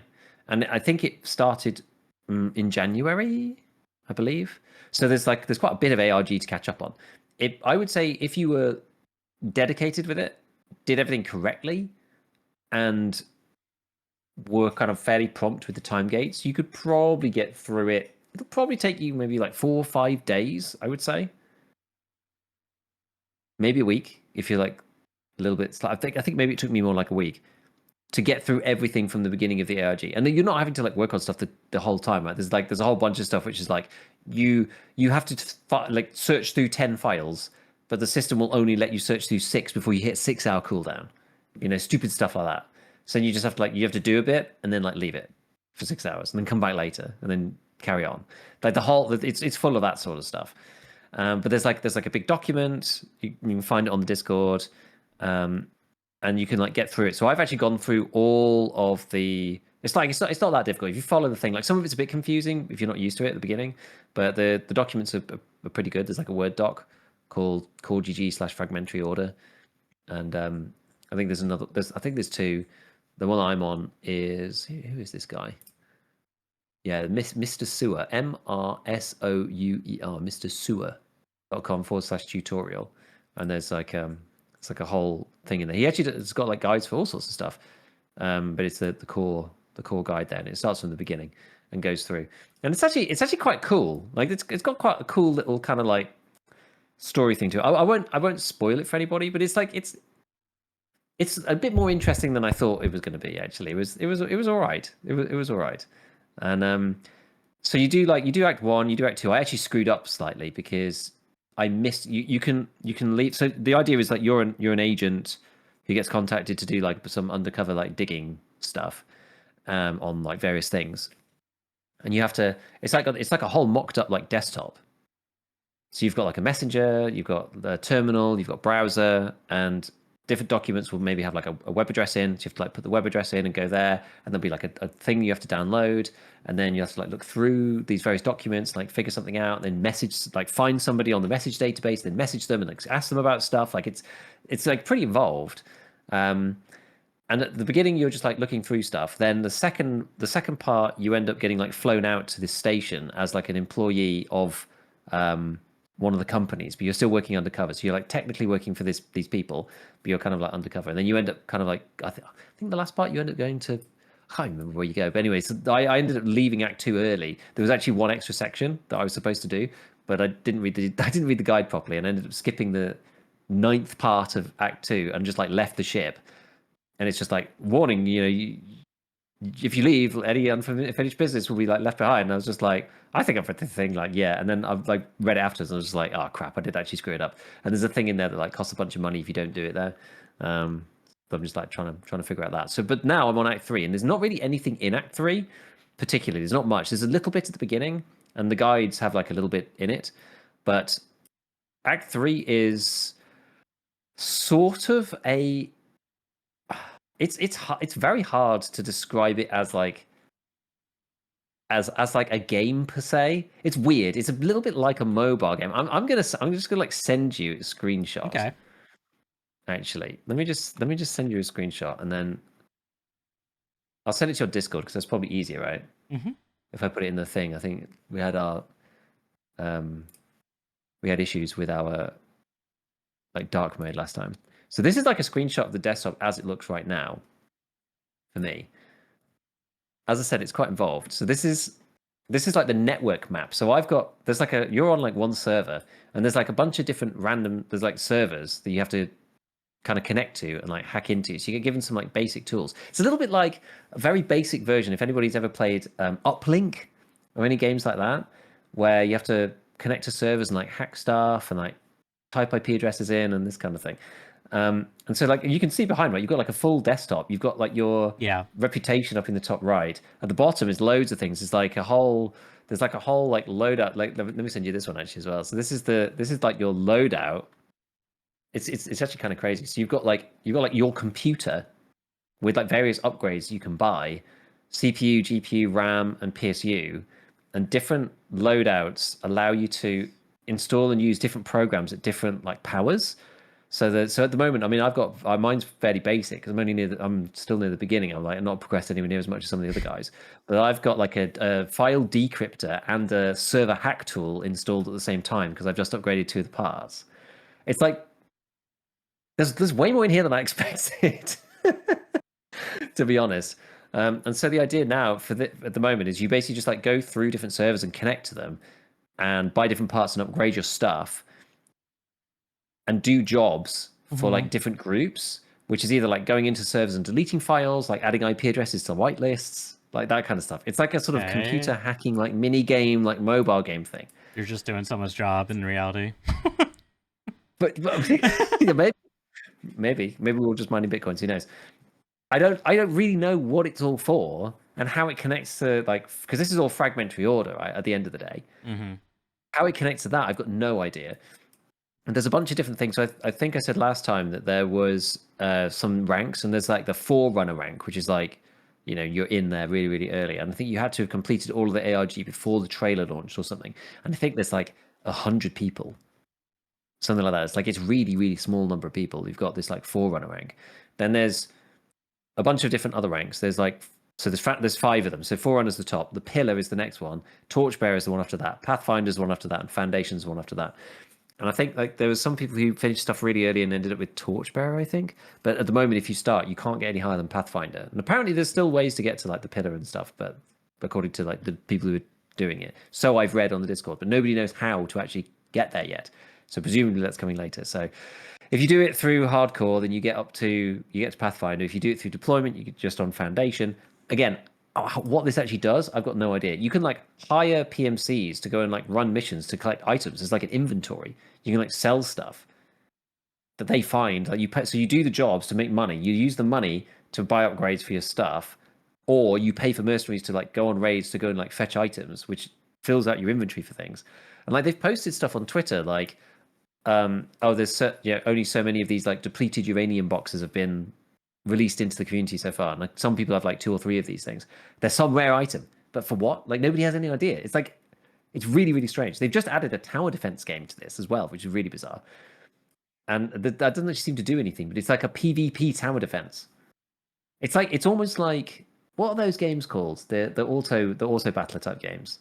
Like Auto Battler. Like Dota chess like type thing. Or the League one that's really popular. You know, Auto chess. you know which one. You know which kinds I mean. Yeah, it's a little bit like it's a bit like those as a tower defense. So you have like two towers of the same type. You can combine them to be like one tower of like a higher type, and you press a button and it like randomly adds a tower out of. There's like it's crazy. I don't know what this is for. Like it's driving me slightly insane. I've been looking at this for maybe like a week, like 2 weeks now, and I've like got all the way to this point, and I'm like making money doing like random side tasks in some kind of weird mobile game thing with like random time gates. There's people talking about stuff on Discord, and I don't know why I'm doing any of it. Yeah, I mean, I guess it's genius because you're invested in this thing that's not even the thing you're actually after. Yeah, like I don't even know. I don't even know what. There's something about it I like though. There's like the lizard brain personality archetype that I fall straight neatly into the slot. It's just like square peg straight through the square hole. You know, reps going up. We're making money. Numbers going up. Lizard brain is happy. You know, your main market resets its jobs every 6 hours, so it's just enough cadence to like you always to be thinking about it. The dark market one resets every 12 hours, and then there's another one which just opened up, which is also like another 11 hours. So they're all on like random timers. It's like trade and reset all over again, but like really terrible and like burrowing into your brain. It's like pure addiction psychology, and like I know exactly what's happening, and I can't stop doing the jobs on this thing. It's madness. It's total madness because it might do something later. Like it might be useful. And that's the thing. If it was just a random thing, who would care? But Nikita's building this huge project with like all these people out in the Middle East, and it's like this is like the new Tarkov, and it's just like, oh, you want to be on the thing, right? You want to be like in early. You want to be bizarre. It's so weird. I know. It's so weird. I can't help myself. And it doesn't take very long. It's like running the hideout when you're playing Tarkov. You know, I'll just go pick up my crafts and like do the thing. It doesn't take very long. Now I'm at this point. It took quite a while to get through on hardcore to get to this stage, but now I'm here. It's just kind of like, you know, it's the hope that you get early access to the game or something. Because is that the carrot on the stick that you believe is there? Maybe something like that. I mean, it says for the different ones. So Foundation. Personal badge, unique permanent, low priority, early deployment granted. Pathfinder personal badge, enhanced priority, early deployment. Torchbearer, elevated priority, early deployment. The Pillar has high priority, early deployment, and Forerunner has guaranteed early deployment. Yeah, so the first 400, the first 1,000, the first 5,000. Yeah, okay. Funny. So. Yeah, I don't know, but I really like games like Uplink as well. So it kind of falls into like a pattern of games that I've played previously that I quite like. Uplink was a fun game. It was quite buggy, but it's good. I think you can buy it on Steam now these days. I mean, it was. I think it was like a web-based game or something. No, it was always a standalone game, but I had it, but like not on Steam. I think the first time I saw it, someone had it like on disc. Like it's old. It's like really, really old. And it's all like that kind of like terminal based sort of like it's a GUI, but it's like hacking stuff, and it's like an RP. It's like a hacker RPG. Yeah, I see. Effectively, you start off with basic stuff. You buy better components. You get to like eventually break into banks and things, but you need like the elliptic curve decryptor and whatever. So you need to like do basic missions to buy that. It's like a classic RPG style game, and this is much the same in many ways. You know, it's like, oh well, I can't hack into these servers yet because I haven't bought the doodad because I need to run more jobs because I need to upgrade this. And you buy the thing, but then it doesn't fit with your hardware. It's just, oh, damn, now I need a better GPU to like run the thing. And you try to put the GPU in, and you don't have enough power. So now you need to buy a power supply. So it's like it's a very similar kind of thing, and I Mm-hmm. like this kind of thing anyway. So I'm not. It's not like I am enjoying it for sure. I'm enjoying the process and the mystery of it. I think it's quite interesting, but it is bizarre. It's a very bizarre thing. I love this Yeah. font. So well, oh yeah, the old school hacking font. Yeah, it's like hacking modern Deus Ex looking. Yeah, that's quite funny that it's got a trailer on Steam actually that's so kind of like flashy because the game's very like it's like old school, you know. I mean, it's definitely a 2000s trailer. Like, it's definitely I don't think I've ever seen the dated. trailer before. It's definitely I've dated. never, I didn't even like the game doesn't have cutscenes. Let me tell you, Yeah, yeah, yeah. or at least the incarnation that I played, the original version didn't. But there's actually some crazy mods for Uplink. There's like a crazy modding scene. There's people who've like basically rebuilt the game from the ground up and made it like more balanced and stuff. Because there was some like game breaking bugs in the original one. Mm. Anyway, anyway. So, uh, what next? What should we do now? Shall we? Should I just finish up and talk about Vostok and then Sure. look some other stuff? So, I mean, I probably have less like not that much to say about Vostok really. Had I played it last time? I don't think so, right? I don't think so. I don't think so. I think I missed it. So I've played 2 stream sessions for it, and I wanted to play it. I bought it when it came out. I hadn't played it yet, and it just kind of like I don't know. I just thought like yeah, I want to give it a go, Mm-hmm. and I want to try it sooner rather than later before I don't know, just like before it kind of moves on or whatever. So the game's in early access. It has actually launched. The guy Artie, I think he is, has made it as basically a solo dev. He has contracted out some stuff, like some asset building things, whatever.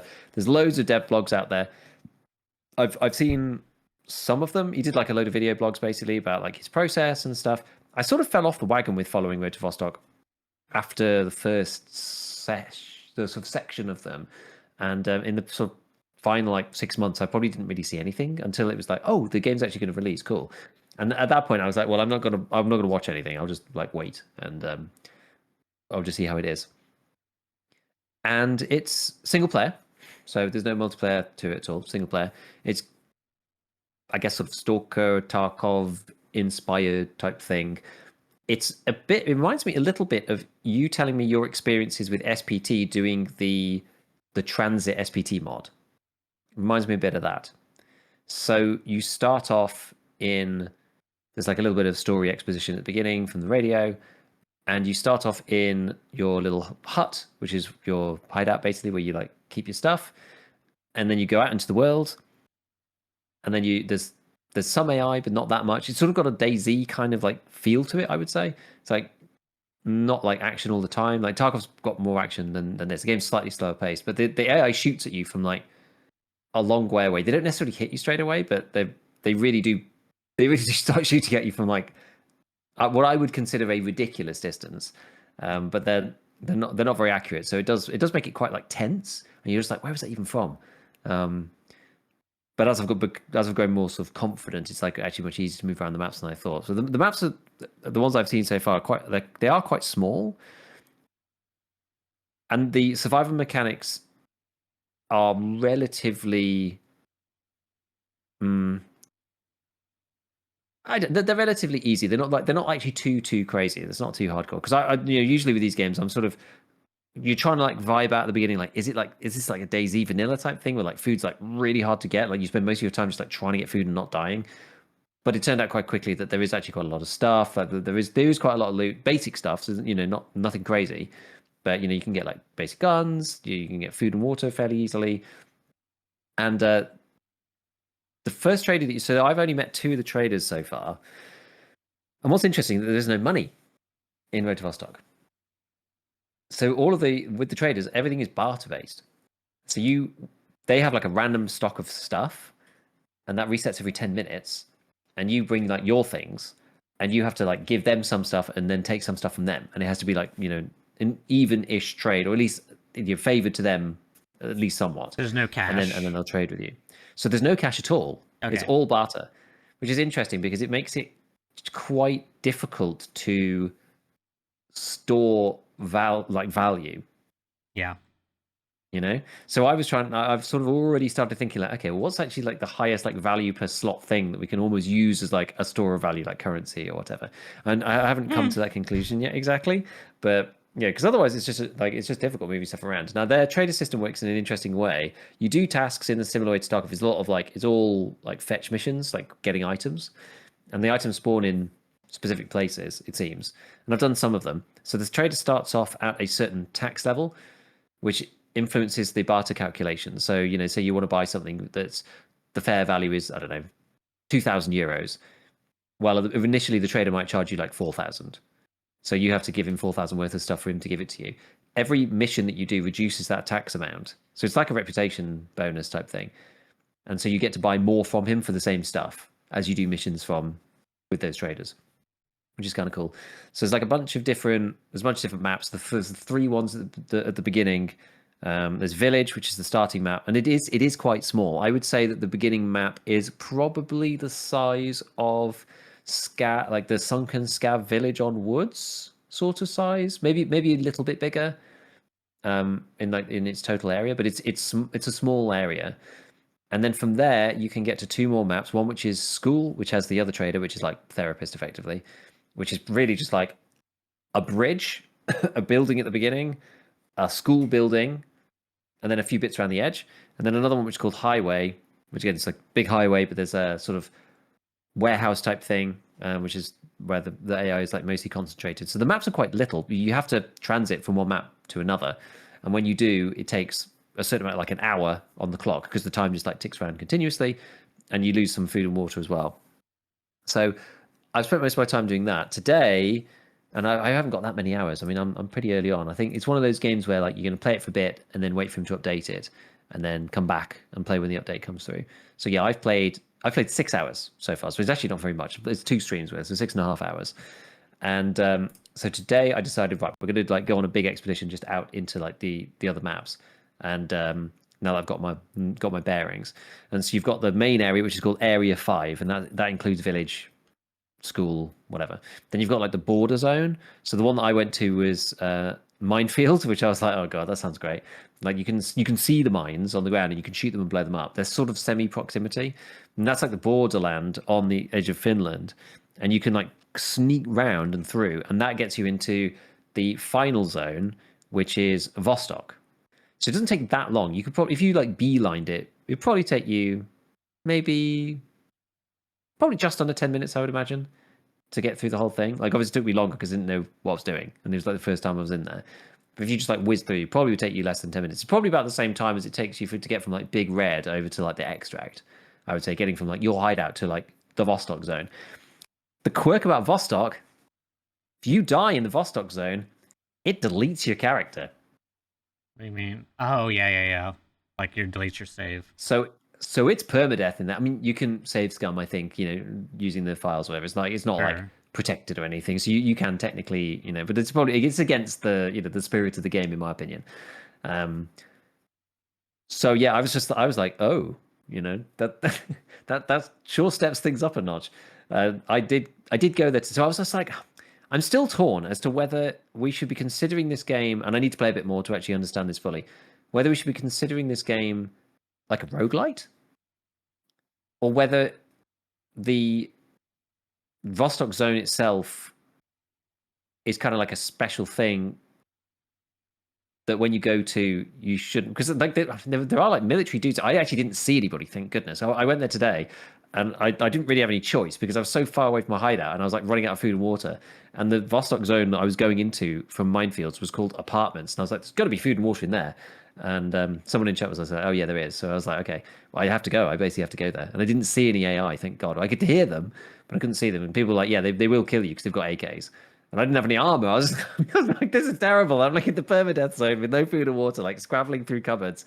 There's guys with AKs running around the outside. I'm not wearing any armor at all. And that's where you got like the vests and stuff. So I didn't have any vests until then. I didn't have any armor until I went to the Vostok zone. Maybe you can get it from somewhere else. But yeah, it's interesting. I mean, there's some. It's very very basic on the controls. Like shotguns and like single loading weapons are really weird. You have to like press a button to like open the bolt or like open the shotgun thing, and then you click to like load each round. So mag fed weapons are like way easier to use. The control scheme is like fairly basic. It's just like lean, crouch, run, interact. The usual stuff, ADS, like change scope thing. So there are like it's quite well done. It's like the minimal viable control set to actually do the things that you need to do, Okay. which is like pretty cool.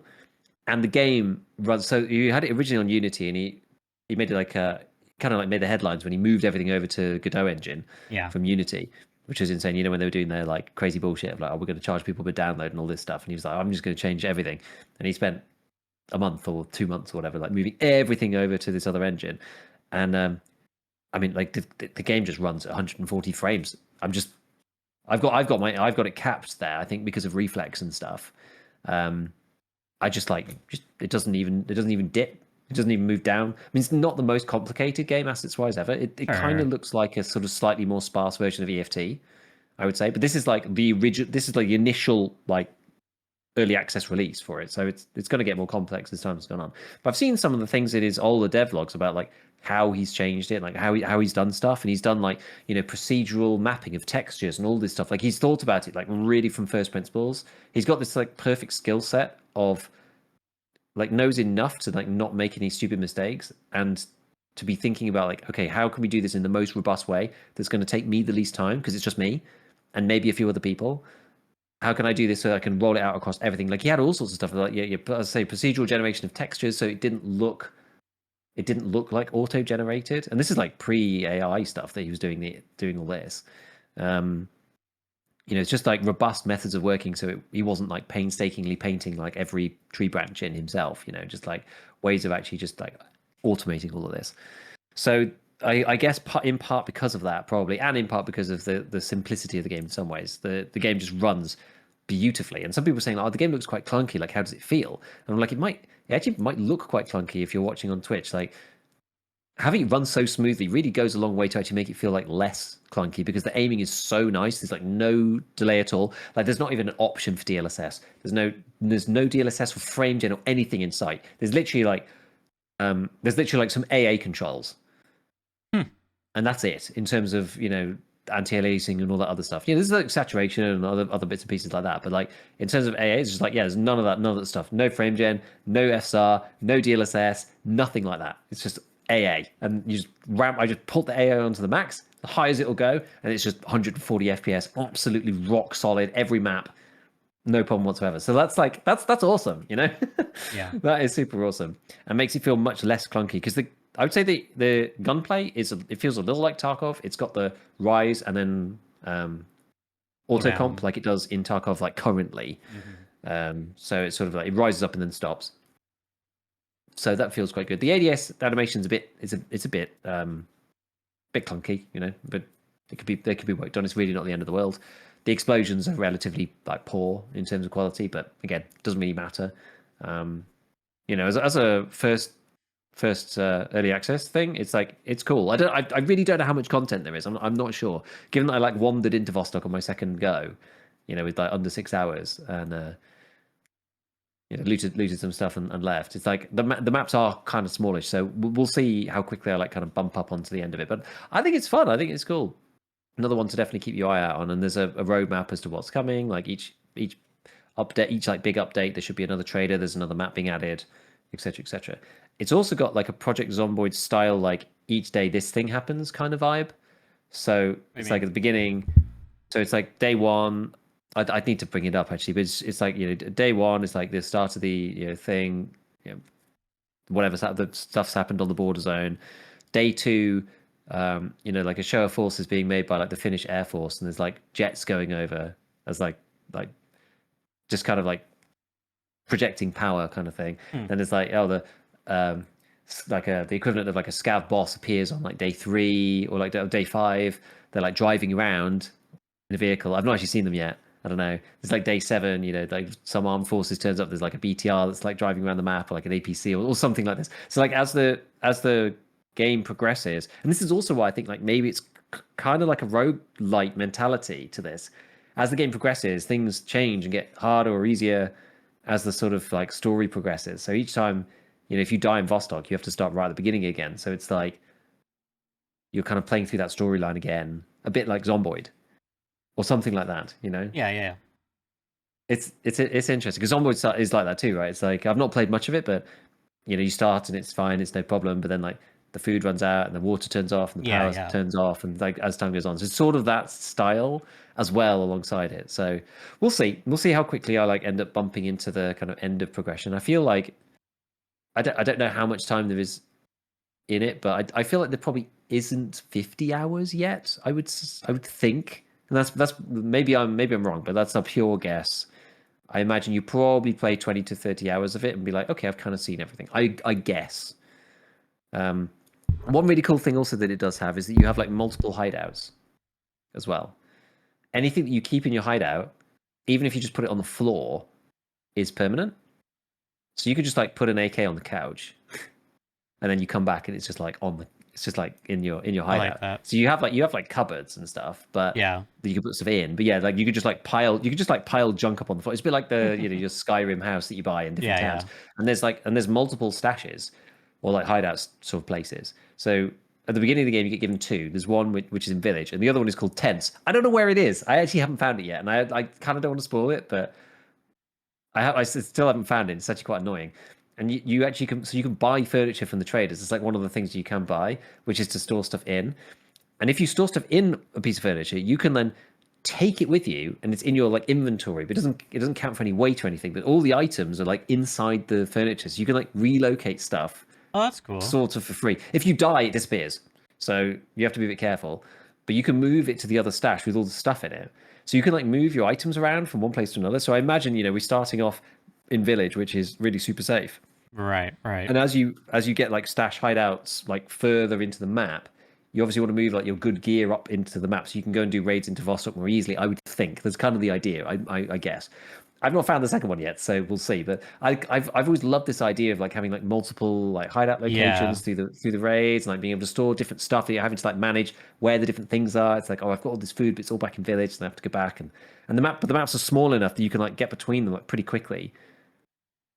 It's cool. It's cool. I'm enjoying it for sure. Like after I played the first 3 hours, I was like, I want to play more of this. Oh, that's cool. So yeah, like it's not like mega high octane, but it's got enough systems to be certainly to be curious. It's like okay, the AI is like like they cheated you from a long way, and that's just the basic bandits. It's got like all these systems. There's like you can fish. There's like cooking. There's like crafting system. There's your hideouts where you can have like multiple hideouts where you're like getting progression. Like there's the end zone where like if you die for real. It's like there's enough interesting stuff going on to be like, yeah, like this is cool. Like, it's enough. It's not super bare bones. So I'm enjoying it. It's a vibe. That's cool. I remember playing a demo some time ago, and it was fairly similar to what you're describing. Probably a lot less systems overall, but it's been some time since I mean, that was like probably like a year or two ago. But Yeah. I remember playing like a super early tech test, but after that, I didn't play any of the. Apparently, somebody said that the demo has like a lot of the content in it actually. So if people wanted to try it, you can try it. I was like, to be fair, it's so cheap. But if you did really want to try it, then you can. I can't. It's like it's like $15 or something. I mean, it's just the guy, so just the guy. Yeah. doesn't need to charge. Yeah, he doesn't need to charge loads, does he? Yes. Oh, yeah, it's $20. Yeah. Which, for, like, honestly, for what you get, like, I think it's pretty good. So, yeah, it's cool. Like, it's not 100 hours thing. I don't think right now, but Yeah. it's again one of those to check up on each update. Like, I'm slowly collecting an interesting assortment of things. It's like Grey Zone Warfare, and like they do an update, and then we like play that for a couple of weeks, and then it's like, oh, then you do. We go back to EFT, and then it's like, oh, the Vostok's kind of cool. Like, they've got an update. I'd love to have like a selection of these games that I enjoy that I like check out each time there's something new. Like it'd be nice to break up the, I love EFT, but nice to just break up the For sure. especially the situation we're in with like after 1.0 and everything. So yeah, it's good. All Okie right. dokie. You want to do this like a tier list gig? Sure. I'm gonna have Um, to pull up DB for Tarkov because like it's impossible to keep everything in my head of course. Put this these days. down here. I'm getting there actually. I am getting there, but it's taking time. Yeah. Certainly taking some time.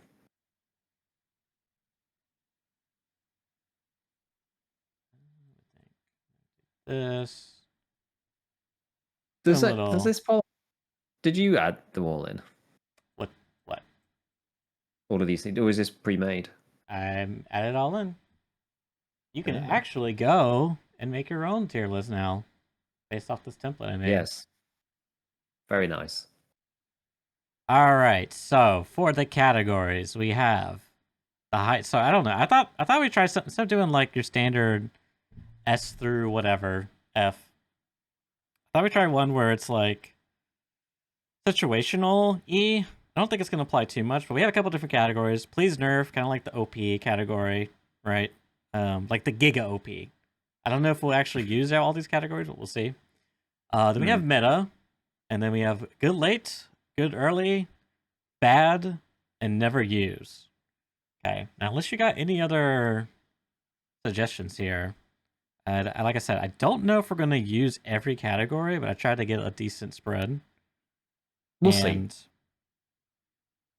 I think we'll just go through one by one and kind of like talk about. There's going to be a lot. There's not going to be too much here to talk about because a lot of these are just like duplicates and separate. But you Yeah. know, there's a few things to mention. I think. Yeah. So starting out, let me put this over here so I can use my other windows. Starting out, we got the. God, I don't even know what this is called. What is this one called? I can't. This is like one of the SIG ones, isn't it? Yeah, it goes on the Voltor style handguards, like the tracks and key mod for the HK. It is the A3 Tactical MVF001 key mod. I'm sure people know exactly the one I'm talking about. 100%. Yeah. Stats on it: 0 recoil, plus 12 ergo, and it's sold by Mechanic 3 for. God, I don't even. Where I am using like two different sites, two different websites. What's this called? MFV. I didn't pull it up. Of course, it didn't. A3 Tactical. I think it's 8,200. That's what DB for Tarkov Thank says. you. 8002. Okay. So, what are we thinking? 12 ergo, 0 recoil. It goes on the stocks, the handguards. Sorry. I mean, it's situational because it only fits on very specific guns. Yes. For a start, it's in the 12 ergo puts it in the upper class Yes. of ergo foregrips these days. 12 is as high as you can get. This one used to be the highest vertical, so the highest ergonomics vertical foregrip in the whole game at plus 10. Yeah. It was higher than the old Cobra before they changed it, but now it's in the same category as those. So it's pretty good depending on which weapon that you want to use it for. I mean, the one that I know it from mostly is the SVD. Mm-hmm.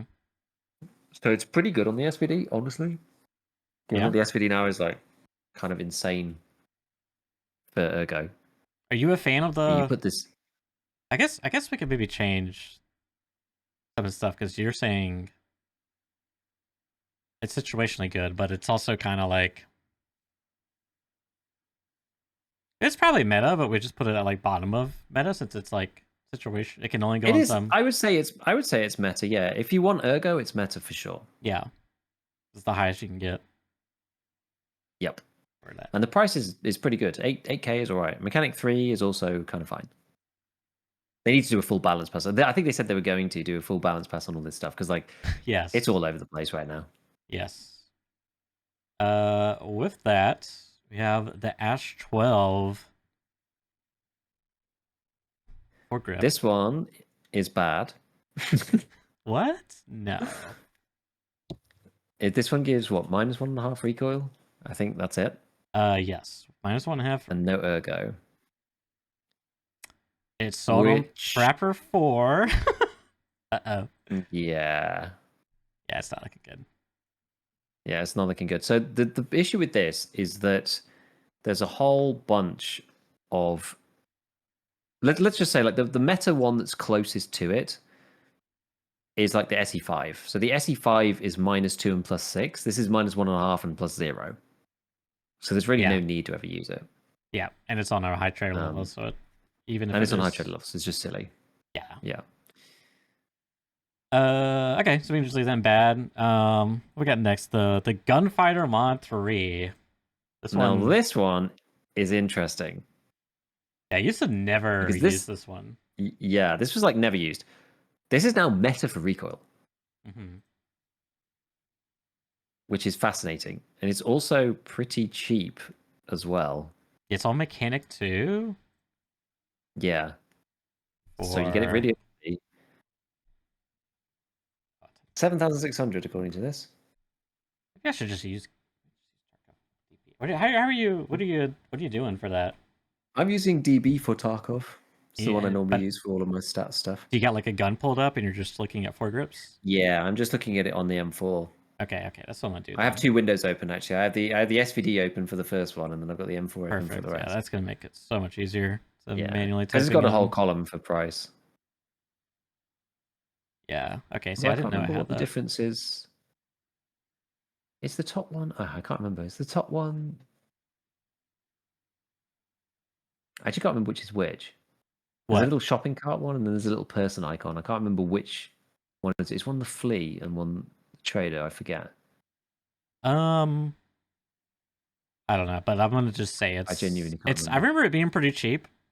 I see 7,600 rubles. Mechanic 2. Okay. That's what you see. That's what I see for price. Yeah. I think that I'm gonna go. So, okay, so the bottom one must be trader. Maybe the top one must be the flea then. Top number must be the flea. The bottom number must be the trader. Oh, really? Yeah, I don't know. Anyways, okay, fair enough. Yeah, so this thing is meta for recoil. It's only it all depends on which gun you're going to put it on, because obviously the swing from that first one we talked about to this is like -14 ergonomics, and you're paying 14 ergo for 3.5 recoil, which is, I don't know, kind of depends on your view. It's a like a 4-to-1 ratio, so it is quite steep. But if you already have a lot of ergo, then maybe you don't care. This is the thing. Because now it's like when you're building a gun, you're usually trying to solve for problems, and that being like recoil and ergo. And the way the foregrips are, for me, the sweet spot is like, I don't know. It depends how you want to look at it. You can look at it from like what you're paying for. So like if you look at the one that gives you +12, what are you actually paying to do that, right? In comparison to like the gunfighter. But you have to lose, as you said, 14 ergo to get 3.5 recoil, which I'm not a fan of that rate. Like I feel like that's a pretty steep. Like what's the ratio of that? Yeah, it's 4. It's quite steep. Yeah, I prefer like the ratios of 3, but it is contextual, because if your gun has really high ergo to begin with, there's like a handful that could fit this criteria. Like maybe SR25 tends to get decent ergo, I think. AKs now especially tend to get decent ergo. SMG, I guess. Then like it makes sense to go with something like this. But if you're kind of already, I was looking at some MCX builds, and I think it's got like no ergo or recoil. It's like you can't actually solve for anything there. So I guess someone at BSG hates that gun. Yeah, I mean, I guess it probably is fairly meta. If you need, if that's what you're after. I would say so. The moving on, Shift, the Fortis Shift. Now this one not so good because it's the. Oh god, I'm trying to find where I'm at. I got so many things going on.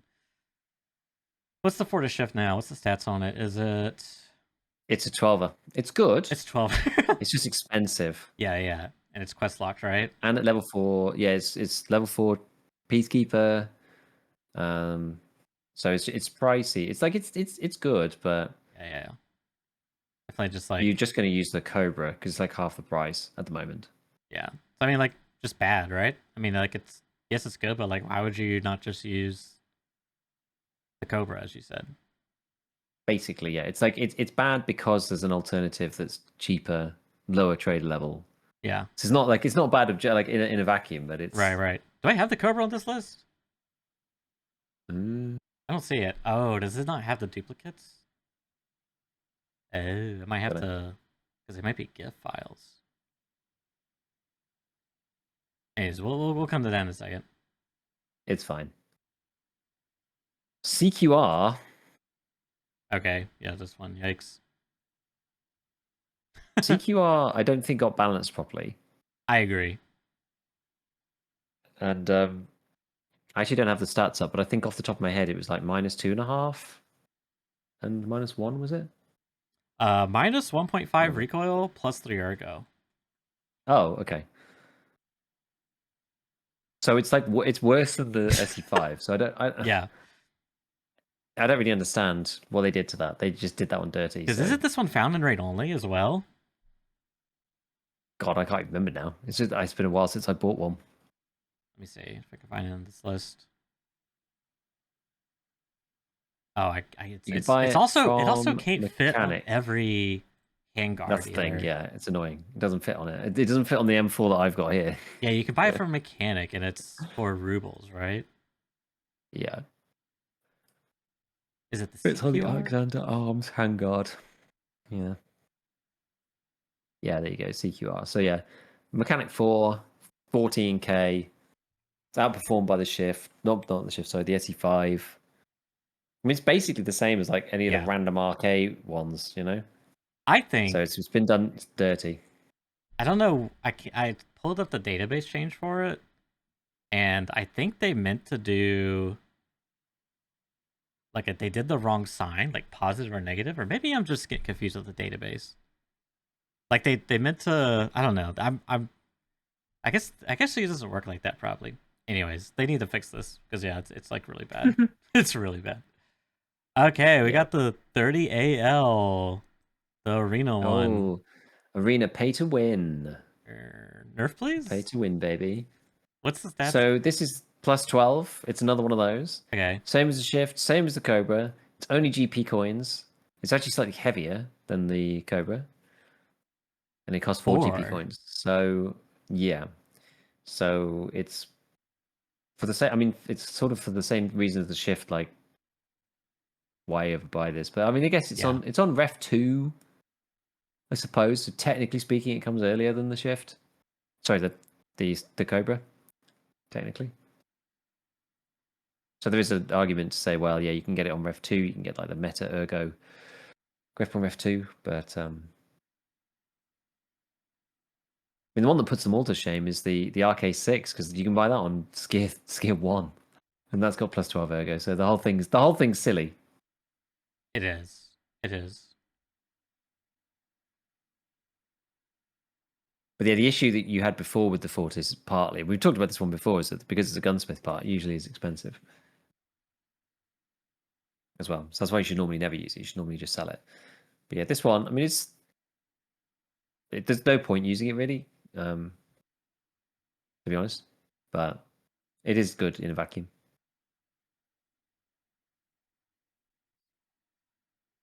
Um. You're trying to add something. Yeah.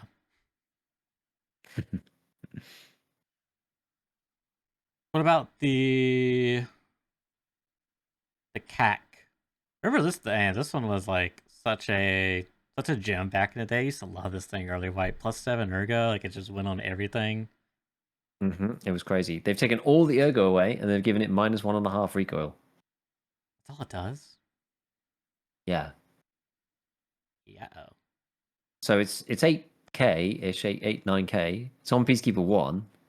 So it's cheap Be alright early. ish. And it gives you a bit of negative recoil. But I think like maybe it's okay early. I think that's probably where I'd put it. Just because it's like it's pretty inexpensive. But it doesn't do that much for you. The only issue that I have with it is that because it's an early attachment, I would probably rather have more ergo early, I think, just because that's Fair. probably going to be more impactful, you know? Like, I think 1.5 recoil, these things, the recoil only really matters when it all stacks up. Whereas the ergo, it can take you from like a bad place to a good place. Like the 7 ergo used to matter more, I think, than 1.5 recoil. Because if you put 1.5 recoil on like a 74U, you can't really tell. Yeah. You know? It makes it difficult. So I'm not sure. I think like yeah, I think it's okay early, but other than that, I still would rather have ergo. I think personally. Okay. Yeah. I mean, that's probably true. Um, Oh, what is this one? I forget which one this even is. Is this another one of MTG. the special ones? Yes, this is another one. Yes. This is the same as the A3. This is the same compatibility. This is the same as the Gunfighter. Oh, okay. Okay. So it's meta recoil. It is on mechanic 2, so it's actually also early. So it's basically the same as the Gunfighter, but like Okay. limited handguards. So yeah, I think it fits in there. The P2. the red P2 -1 recoil +4 ergo. Yeah, that probably just sits in good early, I think. This isn't good later because it's taken over by something else. Well, I mean, the red one is not on the market, but the other two you can get at Skier 2, so it's kind of early. Yeah.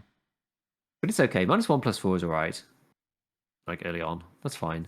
Like the best in start is -2 +6, so it's worse than that, but it's decent.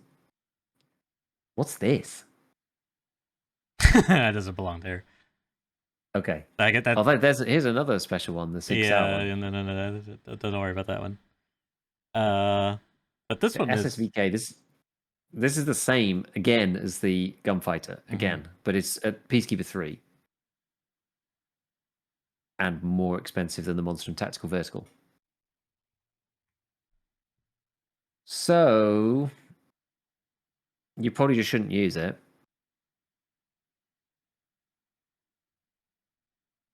We should probably put the shift in shouldn't use as well, I would think. Yeah. Why should you Same with use this this because they're one? just because it's on Peacekeeper 3 and the other one is on the Right. Gunfighter and the Monster and Tactical Right. Vertical are on Mechanic 2 and something else low. So Yeah. it's just like why? The Sturm. I'm gonna have to even look at the stats for this one. What the hell I is this think one? it's similar to the Ash. Where's it at? Oh yeah, it's the same as the Ash and the KAC Vertical. Yeah. And it's found in read only too, I want to say. Looks like it. Yeah. So this is yeah. You just never use it. All right. Now this one I know. +2 recoil. Or I guess -2 recoil. But yeah. Wait. Yes. +6 ergo. Was it Peacekeeper 3, is it? Yeah. What is it called? The Tactical Dynamics Skeletonized Foregrip. This one's pretty good. I like this one a lot personally. SE5 is either Ref or Mechanic 4. This thing is Peacekeeper 3. Same stats as the SE5. So this is quite decent. It's also slightly cheaper. So it's like that. It's that nice like middle ground meta. The Yeah. -2 +6. Like you're either +12 ergo, you're Right. +6 ergo or -2 recoil, or I mean there are some others, but you're -2 ergo and -3.5 recoil. It's roughly where you want to be. Because there aren't any other choices really that have like more ergo between -2 and 6. I think there are. Maybe there's one. Yeah, I think there's one which is it might be on a different grip. I think maybe it's on the M-Lock one. Let me have a look. Oh no, I don't think there are actually. Anyway, yeah. So that one's good. I think that was meta.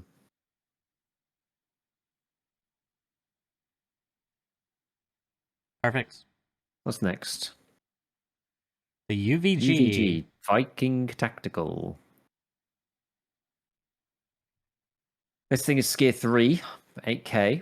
It's basically like the RTM Pillar, really. Good early. Other than that, don't worry about it. Well, I guess it's not even that early. It's like level 3 traders. Maybe it's bad then. My categories are a little limited. If it's Yeah, not good early, then it's bad. But Yeah. level 3, like you can buy the other one at level 2, so I feel like this one at level 3 is too high. Yeah. Just doesn't make any sense, right? Yeah. From like a pure stats perspective. Arcade 0, also in the same camp. That's Skier 3 as well. Same stats. So there's no point getting that, really. Arcade 1. What's this one? This is a recall one, right? I think so. Yeah, -2.5, -1. This one is just bad because this is Skier 3. It's one better ergo than the other ones, but like one worse recall. So it's like 1 for 1, which is just terrible. It's a I terrible agree. trade. So that's when he's not good. Then we've got the one with the canted grip on it. That one also has been. That's the same, but it's just like one worse ergo. It's like it's worse somehow than the RK1. Like this one's been balanced stupidly and just should never be used now. Unless you want the weird arm grip thing that supposedly makes your arm cover your chest more. Technically speaking, I mean, whether people still think that's the thing, I don't really know. Like people don't really do it now. There was like a whole meta for that for ages, with people using the canted and then the canted grip, and then your arm was in a weird place. It would cover your chest, and then it was hard to pen through people's arms. But now they've made it so that if you're over 20 pen, I think it goes through the arm anyway. So it's not really a thing. So yeah, not really much point, and it's extremely expensive. Mechanic 4, it's like 50k, and the stats are crap. Yeah, I don't So understand why they made this one -1. Like it's just a straight up downgrade from the later choices. yeah, There's some it weird used to be decisions. one higher ergo Yeah. than the Yeah. RK1. That's odd.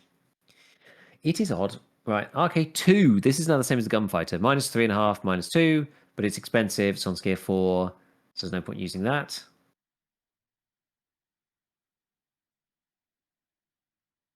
RK4. RK4. This guy is on Skier 2. It's the same as the Vikings one, but it's or the Pilau. So it's probably up with the Pilau actually. It's like good early. It's not that cheap actually, but you can get it on Skier 2, so it's all right. It should be good early, I think. It's -1 +4, so it's okay. And you can buy it early on, so it's fine. But it's not meta. Did you put it above the or below the CAC? Probably above. Yeah. Oh well, sorry, next to the P2. Oh, okay. What's next? Okay, 5, which is this one. Oh, that's the same actually, but it's at Skier 3. So it's marginally cheaper, but same stats as the RK4, but the trader level above. So Okay. there's like not Eh, really any need to buy it. yeah. And then the RK6, which is +12, really good. It's Skier 2. Sorry, Skier 1. Skier 1, sorry. Skier 1. And it's 10k. So this one's actually kind of cracked, to be honest. Like this is probably on the wrong trader level, I would guess.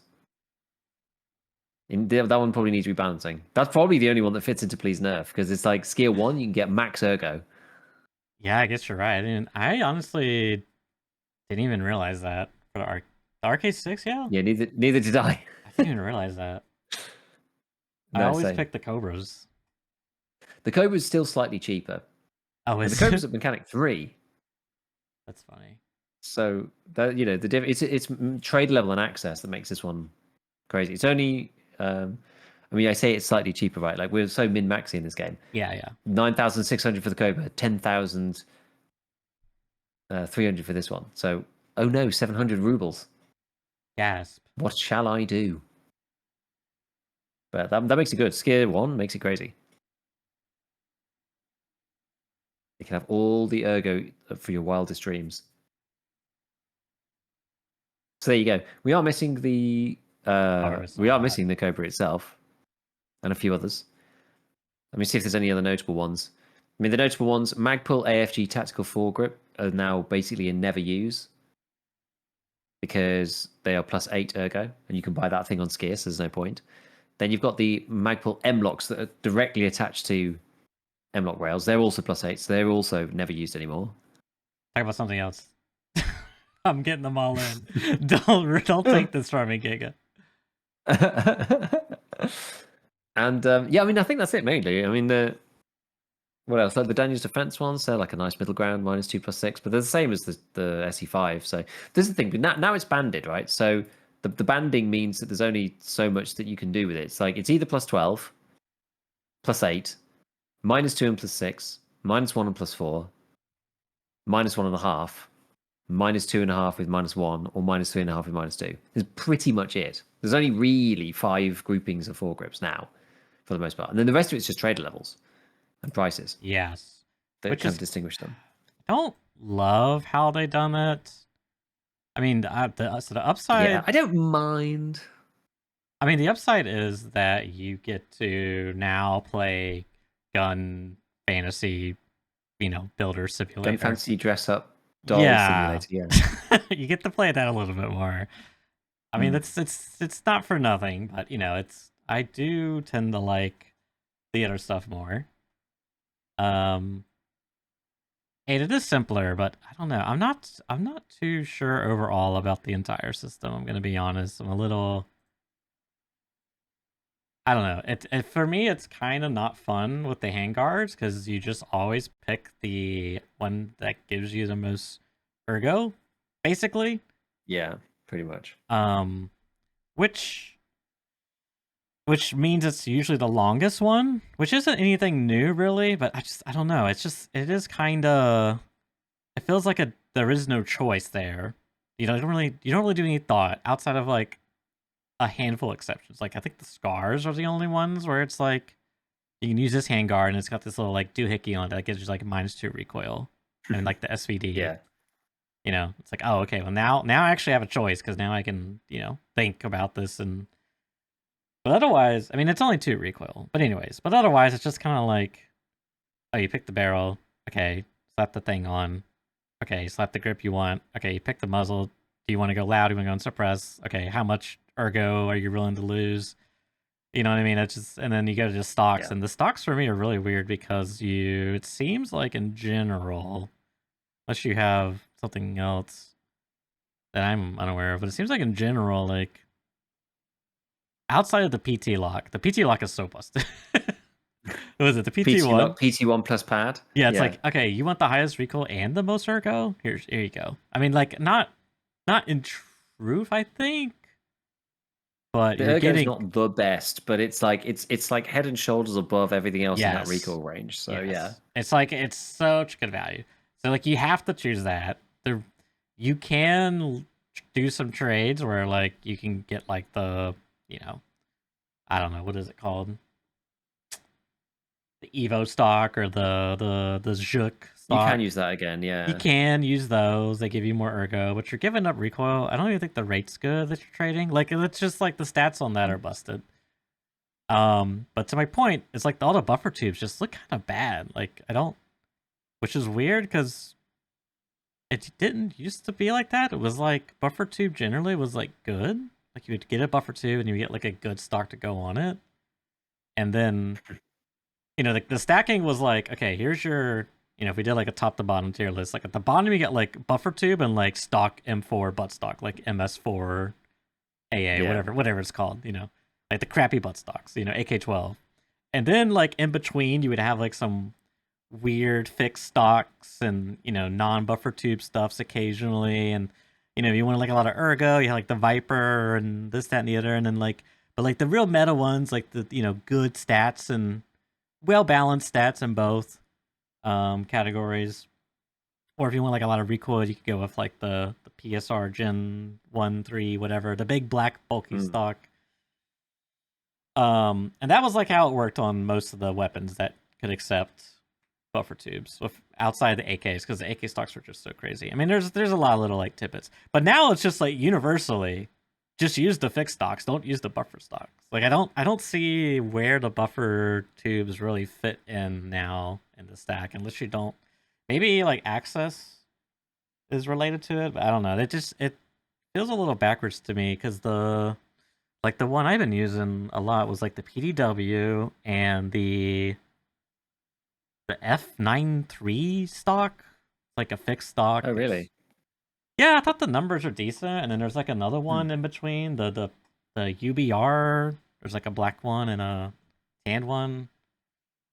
But I don't know. It just seemed like when I was looking at it, it's like all the it's like the buffer tubes do nothing now. It's like -1 ergo plus one. I don't Yeah. know, -1 recoil plus one ergo maybe is. No, I don't think they add ergo. I think they all just like lose ergo. Like they do absolutely nothing, and then But now, yes, it's like, where is it? Yes, the ARE is now -0.5, -0.5. mhm. And then the Magpul enhanced receiver extension -1, -1.5. Yeah, you're right. They do all lose ergo now. Yeah, so you're just instantly losing one ergo, and then if you go with the recoil stock, it's like you trade infinite amounts of. You're like in the negative further in ergo, and like there's no good balance option. But if you like basically if your gun is like in the middle ground, like I think the RD is kind of like this. M4, like if your gun's not terrible in both departments, you can just go for like these really good. I call them like I don't know, ratio ergo recoil ones, where it's Yeah. like yeah, you get like 24-ish recoil and like 12 ergo or something, or something like that. I mean that's actually a really good rate. It'd be more like I don't know, 22 recoil and like 9 or 11 or 12 ergo, something like that. You're just basically like just slapping a bunch of stats on your thing that's already. But if your gun's Yeah. like, oh, I need ergo desperately. Ergo you can actually do, but like recoil you can't do a lot of recoil because then you start like tanking your ergo, and your barrel Mm. already like tanks your things. I don't know. It's just I find the weapon build to be less for me personally to be less interesting because there's so many duplicates now, and like yeah, the pistol grips give you um A bit. a bit, but the actually choosing the pistol grips, it's just like a linear ladder. You just go to the top of Yeah. there is at least the handguards you can like trade stuff. So like the handguards and stock you can kind of trade stuff, but like the actual choosing the stocks has gotten to me more simplistic. I just stick with the fixed stocks and just flip between like 3 of them, like I said. And then that's kind of it. You do like your barrel and your handguard. You don't really have a choice in the handguard. You just pick the barrel. I don't know. Yeah. Yeah, I think for the fixed stocks, that's definitely true. For the ones that are the M4, I think that have to have a buffer tube or whatnot. I think there are some okay ones. The one that I'm leading into more is like the ARE plus ACS. So I think like the best in slot for recoil, the best you can get is like -25 recoil. So this combination, and that gives you some horrible ergo, which is like minus. Mm-hmm. Actually, I need to check it on here. Hold on. I was looking at the combo thing. Yeah, so it's like -22 and +9. So it gets you 8.5, I suppose, which is not too bad. And it's kind of light, I think. Yeah, it's the first one where it jumps up. So you had because on just stocks themselves, it's like -24 for the PRS Gen 3 at +1. Then the AR-15B5, which is minus. Sorry, I said 23. 24 for the first one. -23 for the second one, but +2. Then the Fab Defense is -22.5 at +4. And then the ACS is -22, but +9. So it's quite a big jump. And then to get more than that, you have to go Well, you have to basically go to the GL core. You're going to do something other Yeah. than that. The ACS is like okay, but I think from what I was looking at, one of the fixed stocks is just like very comparable or something. I can't remember. Yeah, because Anyways, that ends up being minus 21.5 and plus 8.5. Yeah, it's very similar to the UBR Gen 2 actually. And as you say, the F93 Pro is also pretty good. Yeah, that's got the same recoil as the F93 Pro. I think the F93 Pro is just straight up better actually. yeah, that's what I was thinking. I think I hadn't taken into account the buffer tube like negative when I was thinking about it. Mm. Because yeah, they never used to be minus. It's easy just to look through the basic list and be like, oh yeah, these ones are all right. But I think that one is quite a lot heavier. But I don't know, the AOE is like 1.1. It doesn't really matter now because of the weight thing's kind of gone That's the away. thing too. Yeah. So this would have been lighter. So it technically would have been better, I think. Maybe not actually. I think even Evo goes all right. Huh. Well, there you go. F93 Pro convert.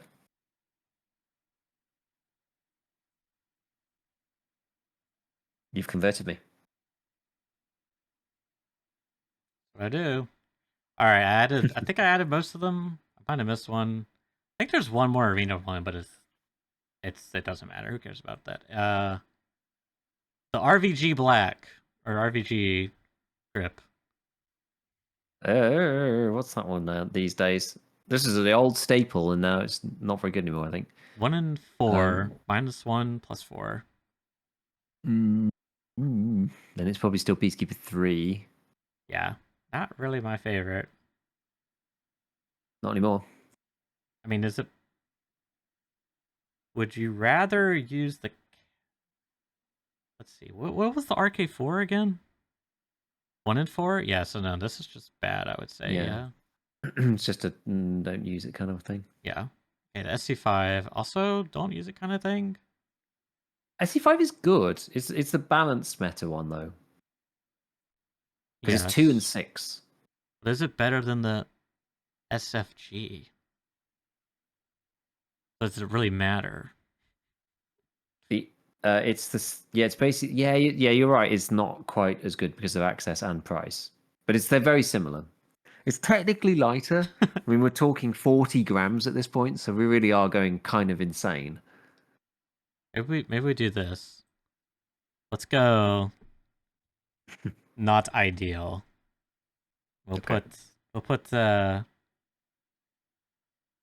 the RVG in there. What's the RK1 even? RK1 Now you have to is move loads of stuff. yeah. I mean, basically the Ash 12 is the only bad one. Like these 1.5s are terrible. Yeah. Yes. Otherwise, I think everything else can go in. Like it's not ideal. You can use it. What's the next one? This the BGVQDITI rolls off the tongue. Skier 2 and Peacekeeper 2 for the 2 different variants. This is another minimum recall one. -3.5, -2. Oh, It's like is the it? gunfighter, but Okay. yeah. So that's not ideal, but you can use it. I guess. Is that what we're Yeah, it's saying? like 12k. Does that make it better? 11 point. It's about the same actually. I mean, it's slightly heavier, but Okay. Yeah. it's about the same. Starting the meta. Well, actually, I guess it is a bit more expensive. Yeah, It's fine. yeah. Put it in not ideal. It's like 50% more expensive. Yeah. Oh, 50% more. Oh, the gunfighter is 7k. Okay, that's right. Yeah. Yeah, it's really cheap. What about this one? Is this which is this? Is this a different one? Oh yeah, this is the Yeah, stubby, the stubby. Tango Down stubby. Minus Stubby. -2.5, 2.5. -1. Yeah. Garbage. What do you think about this stat line? Yeah, it's bad, right? So I think so. yeah, because you definitely trade 1 ergo for 1 recoil every time, right? Yes. Put it in the bin. Now these ones are bad. These are like +8. Yeah, these are just special. Weirdly. Yeah. So these used to be good. and they've nerfed these into oblivion. And same as that as well. That's same deal. AFG. They're +8 as well. Oh right, there is a +8 tier. Yeah, like they just don't have a place. Like, is there even No, Peacekeeper? Maybe once they do their rework, they'll have a better place. For right now, they just do not have a maybe. home. Now where's this one? This is the special one. It's the M-Lock one. It's on the M-Lock. Oh yeah, it's at the top level. Yeah, this is the same. So this is Peacekeeper 2. This is all right. This is the same as the SE5. But I think it's good. It's like Yeah, I tend to use this one. I think. Or no, this one's recoil. it's like the balanced one. It's -2/+6. Oh, is it? Oh. Mm. Oh yeah. You're right. Yeah. So I think this one's good. Yeah. Depending on what you want. It's on that meta curve. Yeah, +12, so. -2/+6, -3.5, -2. It's on that trend. I think so. All right. What's the last one? Ossovets. That this one, the P2 tactical, is that one? 1 and 4. It goes with the others, Viking, and them not ideal. I think. Yeah. What was it? 10K? Yeah. It's all right. Yeah. I'm surprised how many never used there are. It's just because this is the inevitable outcome of bucketing. You end up with ones that are just straight up worse. Yeah. They're like either a little bit worse stats because it's like heavier and the trade level's higher and the price is higher or something. So it's just like, well, you just never ever buy it. Yeah. Its replacement is like one step down or is cheaper. So unless you're going for the drip, there's no point. Missing the Cobra. Oh well, realized. It's fine. That one's godly, so yeah, that goes into meta. Completion is Giga. Look, how will I go to sleep tonight? It's not complete. I don't know. I could probably go to sleep without putting the shift on, though. To be totally honest. But yeah, so I mean, it's interesting having everything bucketed. I mean, I've not disliked the system the way it was. I tended to use just the same ones on the same guns before anyway. Mm-hmm. Still feels like all we've done is just shifted the things that people use to a new set of things that people use. I think so. I don't mind the barrels and the suppressors changes though. So overall it's not worse. It's better. It's about the same as it was before, I think, but it's better than the first iteration that they did. Oh, there was a first iteration. I didn't even know that for the 4 grips. Well, yeah, because 4 grips they were weird at one point. It was like each one was like -1.1, -1.2, yeah, -1.3. You know, there was like that sliding scale. Yeah, it was crazy. I don't know. I just kind of liked having the full range of options. Like I felt like, but we'll see once they rebalance. The big thing is right now, they need to rebalance. Obviously, they need to rebalance like a lot of these. Like if they do price and trader access alone, that would help it go a long ways. But some of them are just like kind of broken, like the Canted and the QCR. I mean CQR, but yeah. Yeah. Anyways, they've been hit badly.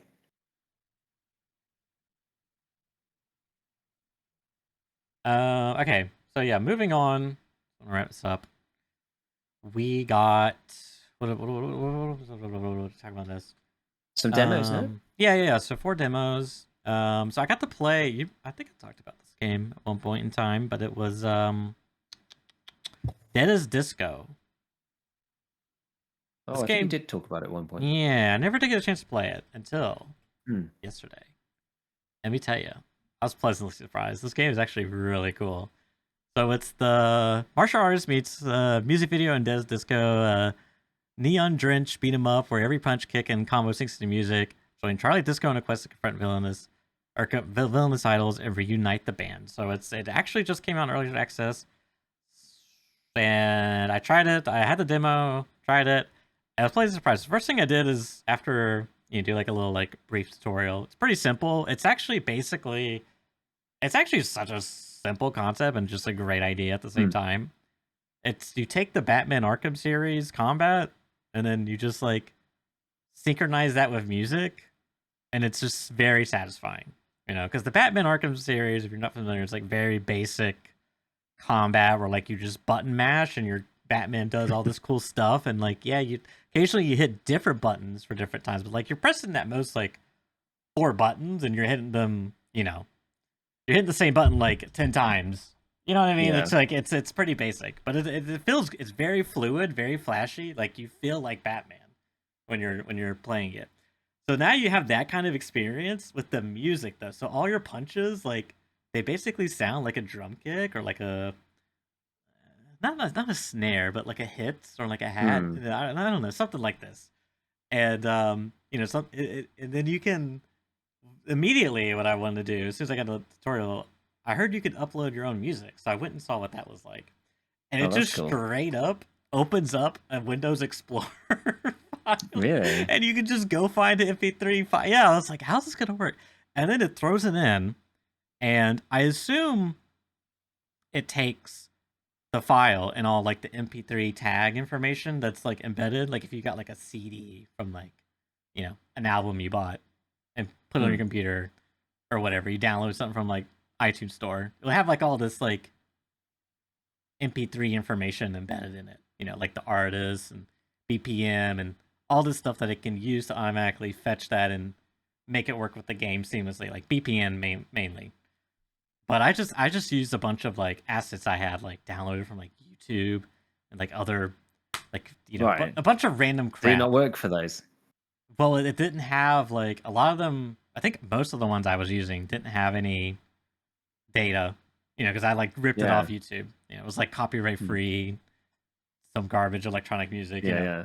Way back in the day when I was editing, and because I was trying to, I had some categorization. I had like hype as like a category in my folders. So I was like going through, and I did like a dubstep song, and so then you can like there was like an advanced or like advanced track features or something. So I click on that, and then it pulls up a waveform graph. So now I'm in like the timeline editor of this freaking game all of a sudden, and the UI is all synchronized, like disco looking. It's all like cohesive. But now I'm sitting here like I got the waveform, the sound waves up, and I got like basically it's got these bars that represent like the BPM, and you can adjust the BPM. Oh wow! Yeah, you're literally just like if you had whatever to like do reason, it. You had to tell it what it was going to be. Yeah, I had to punch in manually, but it's cool. And you could do that, or you could use. There's another tool. It's like configure it yourself, where like you like tap the mouse like I don't know 16 times, and you're trying to like tap it to the beat or whatever, and that will like sync. So it's got different tools, and once I played around with it and got accustomed to using, because you gotta like hold shift and scroll to like move the waveform, or do this to like move the BPMs or increase the BPM and lower it. Once I got it synced up and played, I was like, whoa, it's actually like it like works. It's like I don't know, it was so I did not expect this game to have like just like full on open Audacity project in my video game. Like it was crazy. It was crazy. So then I went and played what was there for like the story, and you just kind of like jump in. You're presumably like fighting a boss or in like a boss arena, but you gotta fight the minions, and it starts playing that one song, and it's like she's a maniac, yeah. And so I'm like whatever, and then it like cuts to the part of the song where like the music like fades out, and like a cutscene happens, and this character, this big bulky minion is there, and then you like punch, and then the music kicks back in, and it's like I don't know, there's like the cinematic experience was like really kicking it for me. I was like, oh, this is so cool, because you're like I don't know, it's like the actual concept and everything is like super simple, but like what you could do as like the developer stuff to like Mm. really bring out the emotion in the track. You know, have like these really epic moments where like the beat changes and drops, and you know you could even because they had to pay license for some of these songs. You know, some of them are older, some of them are newer. I was like, man, it's such a cool project. And then I thought when I was using the, you know, playing your own tracks because I was like trying to get a little bit better at it because you can, Yeah. you know, the game there's still like gameplay. You gotta like for some characters you have to dodge, like you have to dodge their attack. Some you can counter. Then you got like your, you know, regular attacks. Then you got like this like full on, you know, chain attack that basically drains a bar. You're not like invincible, but like, you know, you're just like spamming attacks essentially. And so you're kind of like mixing between those four things. And then you can like finish people when they're like stunned. And that does like a little fixed combo. So I was like thinking about this and like playing this like, man, if you got really good, like if you really knew the song and like the timing of things, like when like the, you know, the song would like change like a different tone, you know, then you could like press a certain action, you know, and like really make it like a production experience for people Yeah. watching. I was like, this is pretty cool. I really liked it. I'm probably gonna buy it. It is an early access, but yeah, I don't know. I just at the value. I don't know. It's just I just think it's really cool. I want to play the story part of it and just see all the things they've done with that side. It's pretty neat. Yeah. Okay, so where's my list here? So, all right, auto battler, backpack battlers. I play like a few auto battlers. I hate these games, but I actually heckin' like backpack battlers. Backpack. There we go. Again, it's an auto battler. You actually play against players. It's Oh. very like RPG heavy. Essentially, you know, when you start the game, you got a backpack and you got a store, and you're putting items in there that do things. You know, like blade attacks every 3 seconds, costs this stamina, does this Oh, effect I when think it's did you talk about this one ages ago? It's about like the orientation of the stuff and like you can like turn them and things. Is it that one or is that a different no, game? but that was basically the very similar concept. That was loot bound, I think. This is backpack battles. The very Uh-huh. similar Okay. concept, and because you're managing like because the store comes by and it's like okay, I can spend gold and there's a few items that are like a piggy bank that you like it doesn't do anything but like you get gold after each battle, you get Mhm. like, extra gold, and there's like different backpacks have different effects, like a potion belt where you put your potions, and then like your there's recipes for things. I'm just gonna say like this, there's a lot of mechanics in this game intertwining. I played this for like 2 hours, a demo, and I'm telling you, Giga, like I play auto battlers, I get bored so quickly, but this thing is just like it's it's got some sauce to it. It's got some sauce. That's I cool. I really liked it. Yeah. Is it all PvP?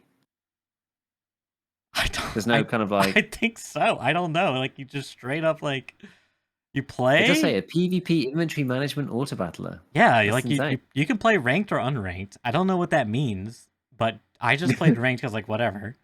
When you win, you get so you won. You played like you had to win like 12 games in a row, and then it gave you a choice. Do you want to keep battling for even more trophies, or do you want to take your wins and leave? Because you spend your trophies on cosmetics to Mhm. like, you know, play dress up or whatever with your character. But I don't know. It was just like really there was just a lot going on. Like I had like a poison mage build one time where like my scythe was like affecting all these weapons, give them 100% poison hit, and I had like cooldown reduction on all my weapons. So like I was just like, and I went like a bunch of resistance. So like I was just, and I had like something that just applied random debuffs. I think I had like Yeah. a Pokemon card, like straight up Charizard, and like I don't know, Yeah. like I'm not even joking. Like it's the thing's got some fun references. So yeah, I was just like applying debuffs to my targets, and then like after 3 seconds, they would just have like I'm doing no damage, but I'm stacking like tons of poison. So if they didn't have Mm. any poison, like anything to answer for poison, it's just like yeah, you're taking 80 damage this turn. And it goes by fast too. It's like crazy. Okay. Like, But how yeah. quick can a fight be over? Well, this is the thing. It's because it's all like pre-calculated. You're just watching like a video essentially, so you can just like Oh, I screw up see. like a replay. So you can just like do 3x Yeah. and like find out who the winner is, you know. But like I'm telling you, you can really get into this game, Giga, because I spend most of my time in the shop because I'm trying to like min max things to touch each other so they get bonuses, and Mm. how you arrange stuff is like it's a really solid game. I thought this was like kind of when I first saw it, I was like, this is like really someone recommended it to me. And I was like, all right, fine. But yeah, it's fun, really fun. That's cool. That's cool. Okay, moving on. All right, Prime Monster. I'm not too certain about this one, but it is a very it's a card game deck builder roguelike. I kind of like this stuff. It's called Prime Monster. It's based off like British Parliament, I guess. So like Prime Minister to Okay. Prime Monster. So you're like, it has this kind of fun art style to it, and everyone's like Count Dracula monsters, and the idea is like you have to make these choices for your party to win, and you get served like it's kind of a interesting game because you got like the debate combat where you're playing cards against your opponent to get you're either trying to get a bill to pass or to decline, and so you're trying to get your party to do that action. So if as you gain unity or do damage, your party, you got like 8 dudes. You're trying to like convert them to, Mm. right now they're all undecided, and the opponent's trying to do the opposite of that. So you can either go on the offensive or go on defensive, and in between the actual debates, you got like your poll rating is like a thing you have to worry about. Because at the end of the journey, there's like a re-election comes up, and like if you if your party can like kick you out, I guess it's I don't know. There's a lot of like little things going on. You get like served these kind of like pick one. You gain gold but lose one poll rating. Because some scandal happened. How do you react? Yeah. It's an interesting fun game. That's cool. Yeah. And lastly, I have Death Howl. Okay, this game's pretty cool. I played it for quite a bit, but the caveat is I did feel like it was a little slow, but it's interesting. So it's again roguelike deck builder, but it's very Souls-like inspired. So you go through also pixel art. I can love pixel art, Giga. I don't know what it is about pixel art, but I love this like very stylized, very detailed pixel art. Like it just looks so good to me. Anyways, I think this is like was it Scandinavian or Norwegian? I can't remember, but you're like in the spirit world, and it's Okay. very dark and ominous. And like I don't really know exactly what's going on, but you navigate the world through like point and clicking essentially, and you have a map, and on the map there's enemies that are like marked, and there's these you got like a quest that's marked.